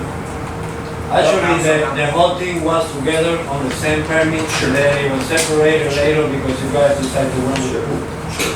And so the reason that I like to see this, and not only myself, but other community members as well, now that, like for instance, if they wanted to hold a civic function, if they wanted to hold it a wedding, a birthday or something, we have something to rent out under AC, or we have a community event, or sometimes we could probably do meetings over there. It's just something I think that is long overdue for our community, so I want to, if we can get a motion on the floor unless you have questions, if you have questions, ask the question, but to. Does your motion also require? Spend money, he needs to put it on the gear plan. Does your request also require for the doors? Whatever is needed. Whatever is needed. Whatever is needed to secure so it can be, I know it's an old building, it is an old building, maybe we need to look at it historical, if it is, preserving that, because that is the center point of Montreux, and making it, the focal point of our business. Whatever it takes to get AC the whole thing. Well, that would be awesome. If you board would approve that, I'm for it. Okay. So what you're asking for, let me clarify this. I'm just asking for a half right now. So if we get the doors, because I know doors are a big requirement. They are big. We get the doors, we can AC the whole thing. But if we just AC half of it, we're backtracking. So. If we do half, we still need the doors. Sure. Okay, so whatever it takes to get AC in there is what you're asking. I'm not, so, okay, here's what I envision. Here's what I envision, Mr. Bennett, and help me out with this as much as possible. I want to preserve that as much as possible and keep that style, that feel to it without trying to damper it. And I know that's gonna be difficult, because we're gonna have to bring stuff up to code, doors need to change. Farmhouses also has Yes, glass doors. correct. The doors are not gonna really change too much. Right. But I want to keep that feel of that Montreux clubhouse. I want to say, hey, you know what? That's been here since 19 whatever, and this is how it looked. It's kind of made some changes over the years, but we want to keep that feel. But I've been there with some days during the summertime, and it's pretty tough on our community. Pretty tough on our kids, pretty tough on our employees, our volunteers and stuff like that. So whatever you guys, I'm proposing, at least y'all give me half, I'm happy with that. Y'all give me more, I'm even more ecstatic. Can you make it say whatever it takes? Cause that would include the doors. That would include the doors. You get like proposals on this? Yes. We did. An issue with the roof and the There height. was, well, they, at the end, they had it all figured out, they were gonna put a drop something like ceiling. this, a drop ceiling. The only thing I see about the AC, it is a great idea, is if I were to go for an AC at the clubhouse, I would go like that instead of the whole thing, because they have, if we can actually put the AC, it's not a big Cause we got size room, so I will. the whole thing. I have no problem with that. Me either.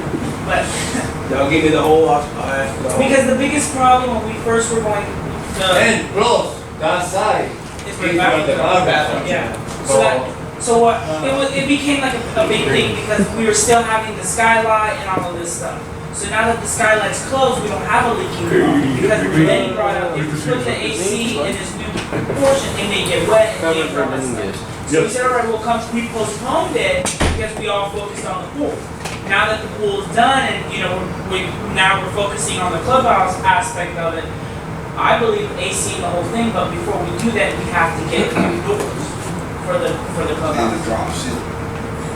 And the drop ceiling. The drop ceiling, it depends of the prices And that's why I don't really want Danny to understand is I don't really want me personally to hold a drop ceiling the whole thing. Because if he drops in the whole thing, There was two ways. You There was won't- two ways. Just like Right. Walmart. Yeah, let's do it like that. like a tractor supply. Yeah, let's do it like that.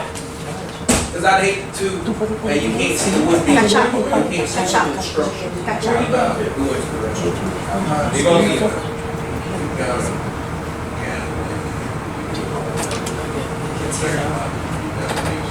Listen.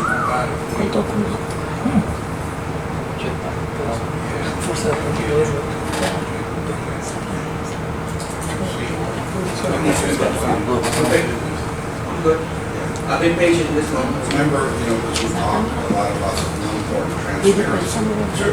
So, spending day bucks, let's have it on the agenda so everybody can see what we're talking about. Because like people have an opinion, and come to the meeting. I like it.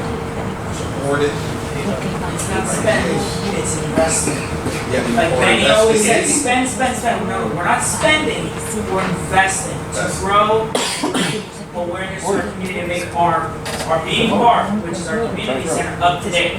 Because all these other community centers, when you walk through that door, you're hit with blasting cold air. You walk into ours, you're like, all right, I think it's time to go home. I'm with you. So maybe we'll get the professional to take a look at it. And, it'd be nice if you had like a budget for this because it's not in the budget. You gotta take money from one place, another place. All I'm saying is just follow the steps of transparent. Let's do it. I'm for it, man. We'll see if I can get him to come over and take a look at it, just give us a ballpark. Ready, we're gonna have a big agenda next month. See how Good. There's nothing on the agenda. Yeah, but for the sake of time, for the sake of time, and we'll finish up with this one. Mr. Reyes's, Miguel Reyes's culvert, Mr. Bennett on that, in reference to that, to bring to the board, and I know all of you guys have been over there, including myself, there still is an issue with that area. So, and it's not just about replacing this culvert, it's how can we prevent that from continuing to happen? Because if I'm not mistaken, Mr. Bennett, what's causing that is coming from our road. The silt, the water taking the path of least resistance, going off into that culvert and putting sedimentation into that culvert. So what can we do, or what do we need to do? Because it's still a functional, as far as what I see, it's still a functional culvert. But if I could be mistaken, but it's not, either do I do it to mine, it's not the customer's responsibility to take care of the sedimentation in that soil.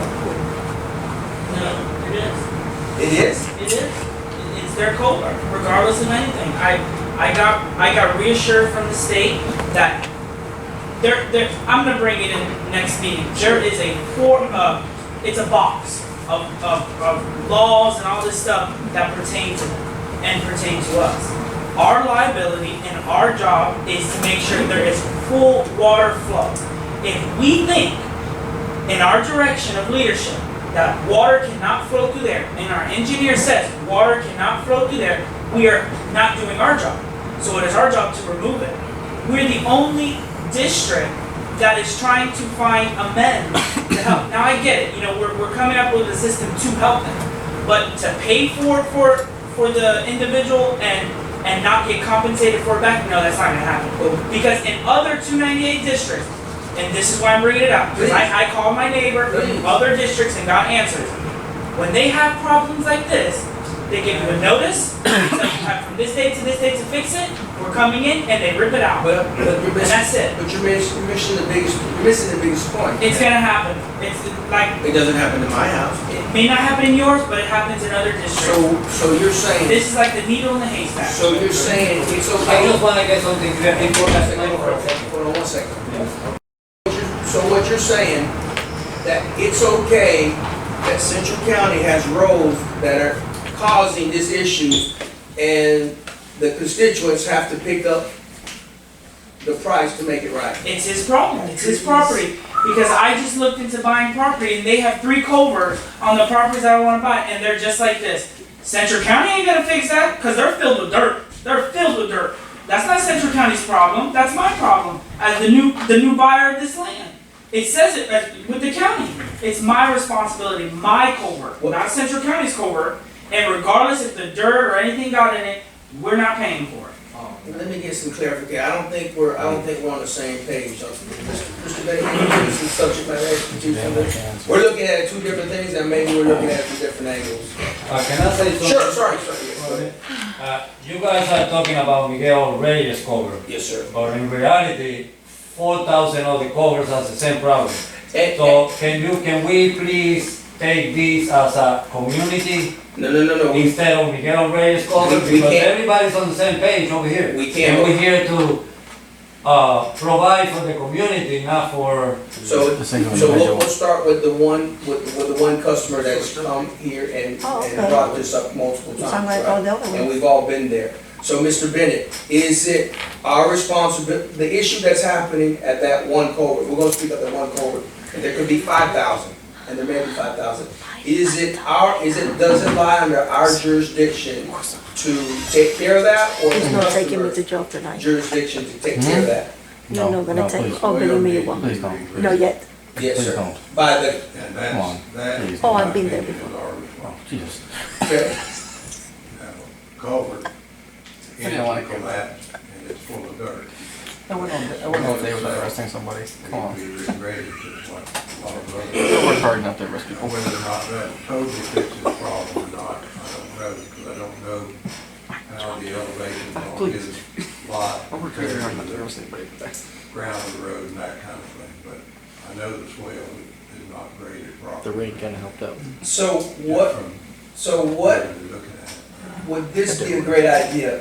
That we fix the swell to the right grade, clean out the culvert, because I think you can do that with water, right? You can clean out the culvert with water and shovels or whatever, clean out that culvert. Central County or him? Okay, I here we go. think the subject matter is saying that was there for many years because of maintenance not being done. So the customer didn't create that. I get that, but Is it that- still is falls. that the so there's 2 reasons it accumulates.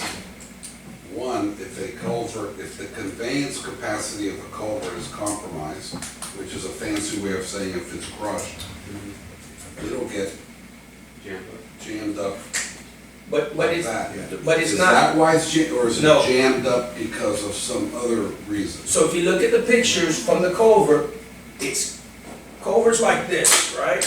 Where it's messed up is at the top of the culverts. For water to get to the top of the culverts, all this here has to be messed up. It's not messed up at the bottom. Where it's messed up is where mowers, sidearms, Right. whatever, it's chipped it up here. Water still flows through there. My thing is, what I'm trying to say is, it's probably 50 to 75% full of silt, sedimentation, coming from our roads, and excuse me, it's for the lack of maintenance that has been done.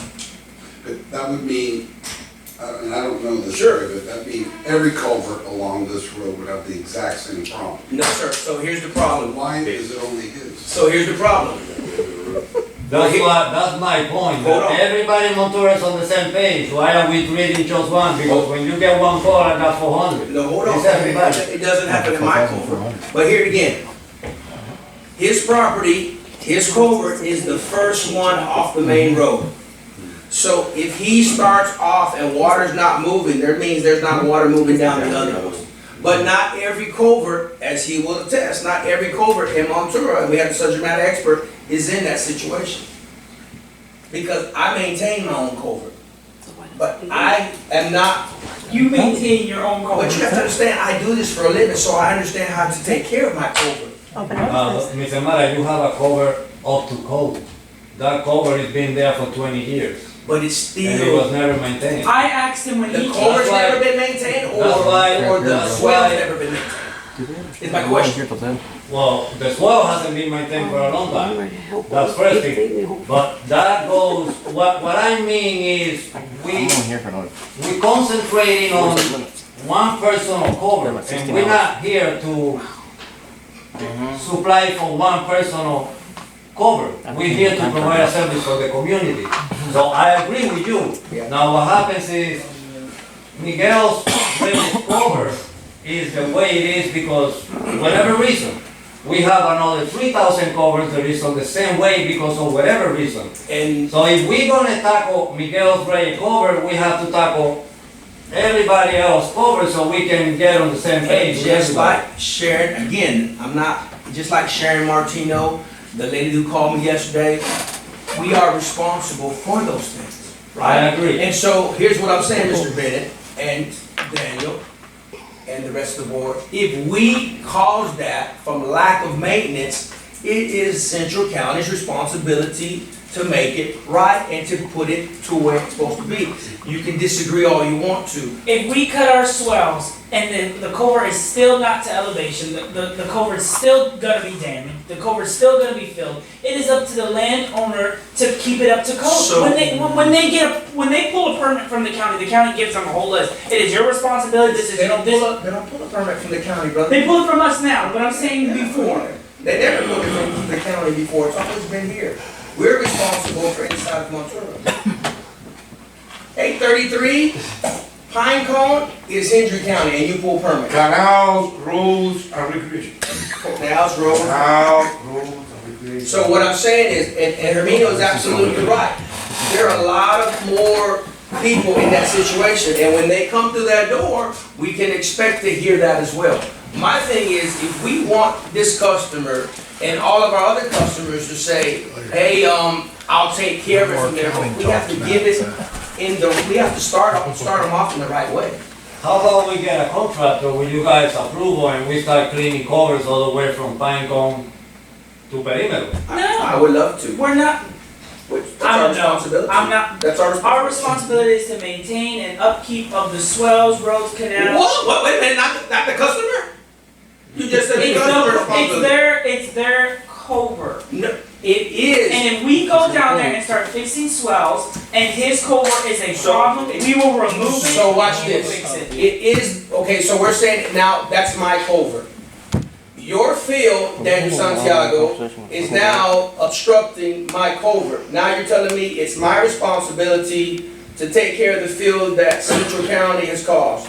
Well, in Lehigh Acres. We're not in Lehigh Acres. They are. We're not in Lehigh Acres. Maybe in the future. Can we all agree To disagree. that the owner is responsible for normal maintenance of the culverts? Because it's their culvert. Can we agree on that? And I think we need to make a baseline, because when I first got on the board, everything belonged to Central County. Oh, yeah, listen. And then it When I belonged first to, came here, and they then said, they thought we have to be responsible for the No, culvert.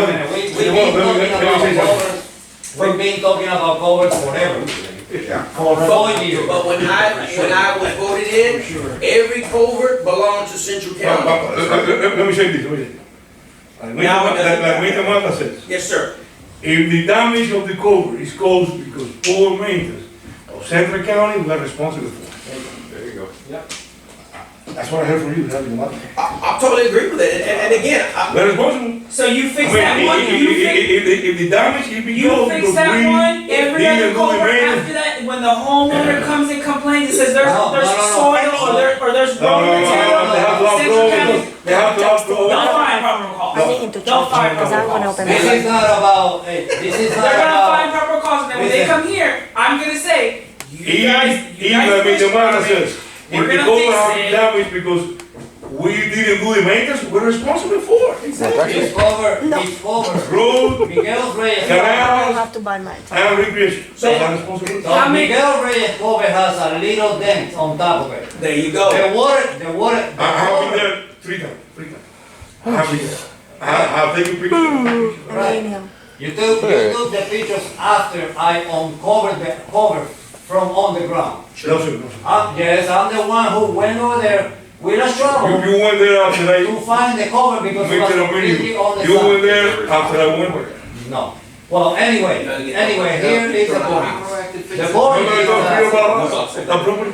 listen, the point is that Miguel's Reyes cover has Miguel's Reyes property has a problem with the water coming into his property because the water will not flow through the cover that is full of dirt.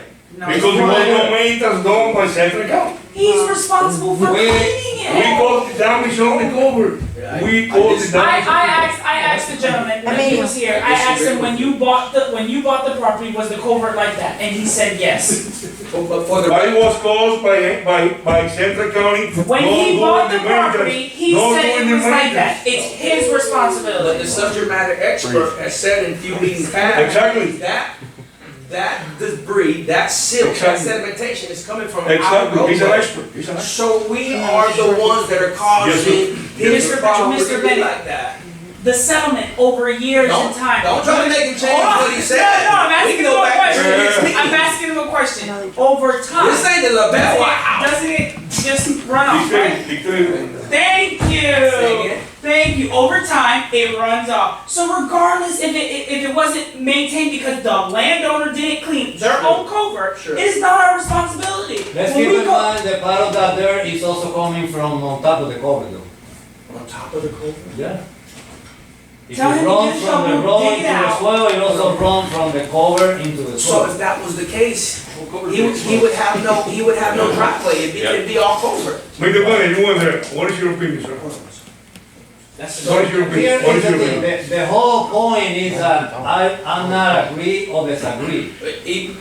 What I believe is the right thing to do is that if you guys decide to fix the cover or unplug the cover or however you want to do with the cover, it's not for Miguel Reyes, it's for the entire community. And if we are the ones, so listen to me as a board member, right? If we are the ones coming from our roadway, Mr. Bennett, you worked in public works for quite a long time as well as myself. If we are the ones causing that problem, it is our responsibility, not the homeowner's responsibility That's it. to get that. I agree That's- or disagree. that's The what I'm only, saying. the only thing that I think is very important, because we are a government entity, is that if we do it for Miguel Reyes, we need to get a contractor and clean out every single cover from Pine Cone to Perimeter. That's our responsibility, Mr. Emilio. That's our responsibility. That's our responsibility. That's why we have employees in Central County, and we have the board. That's part of our I responsibility. don't disagree with his I- statement. yes. Hold on one second. Yes, sir. Please, quick. I just wanted to say that if you fix the culvert, there's the road apron going up over the culvert. Sure. They're gonna complain about that too. So you're gonna be fixing everybody's up over the Driveway. culvert too, because they say that that's caused by the traffic going down the road. So you're opening up a big can of worms if you just touch one thing. Then you- We have to do our job, sir. We have to do our job. I know you We have to do our job. And I totally agree with what. Whatever it is, it is. I totally, But the place is, if you clean out the gutter, Culvert. the culvert, Yes, sir. the culvert, the swale, then it's up to them. That's, clean out their culvert. That's our job, that's our job. And that- That is the question. That's the What if- point. So what if it's clean tomorrow? Sure. If it's being caused by the swale and the elevations of the swell, that means by the end of the rainy season, it'll look the same way again, Yes. correct? No, because mine is not like that. If the road. Because you Can you Why maintain not? it? So, but that's what I'm saying. So, We maintain the leaches. When I again- bought the property, I had to. So why put- he can maintain I- his? I built the culvert. Yes, Better sir. than who? Yes. I had to get a permit, and I put the culvert in. Correct. At my cost. Okay, So it's mine. sure. And you That can't touch wasn't your anything that's particular- mine. You dare not touch anything that's mine. Okay, It's mine, don't you dare touch it. okay. That was your decision, that was your decision. No. You have 2 cents? Now. Yeah, just that he's right, that gentleman, it's his culvert, he paid for it, he got a permit for it. Not according to Daniel, he gonna yank it out.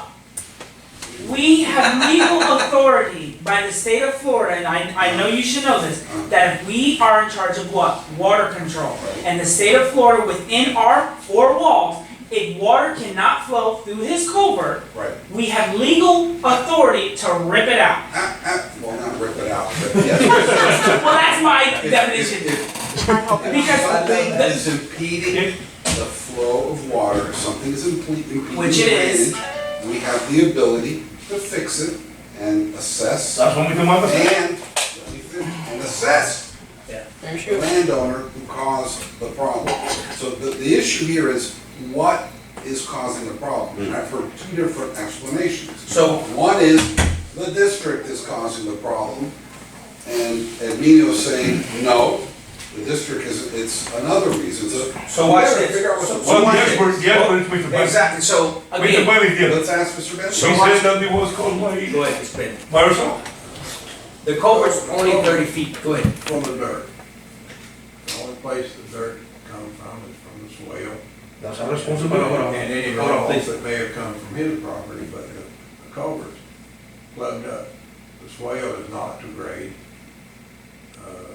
The ends of the culvert are crushed in too, and I don't know who crushed the culverts in. It could be a mower machine, it Could could have been him driving off the end of the. Could have been the previous owner. Could have been way back, because it's an old culvert. But the culvert, the water's not flowing through the culvert. And it does flow around the culvert, back on the Mr. Reyes property to continue on down the swale.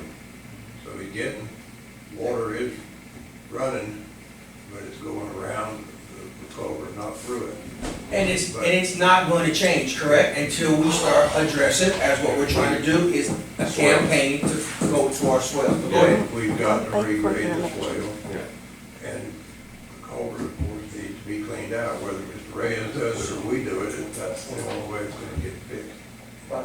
But, so a happy medium.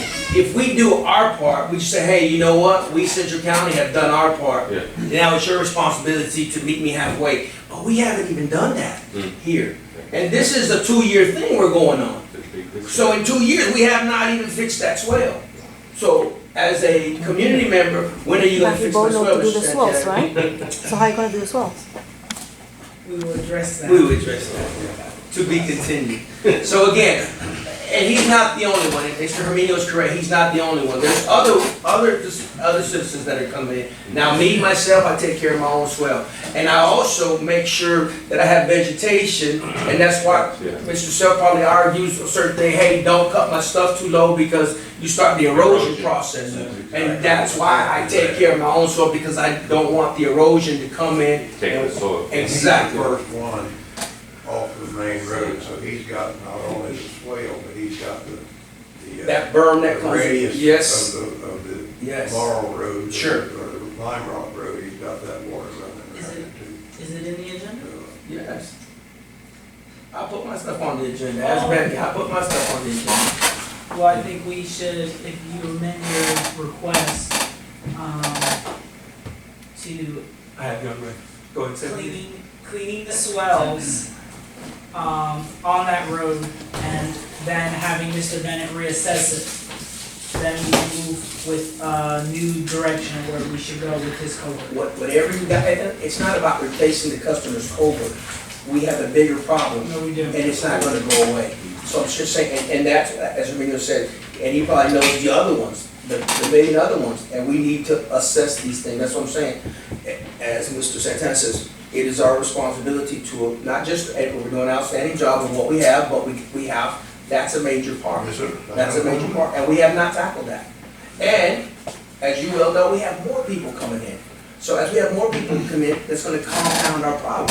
Then they're gonna be busting down this door like, hey, you said you're in charge of 3 things: road, swells, and recreation, and here it is. Here's one of the things that pertains to you.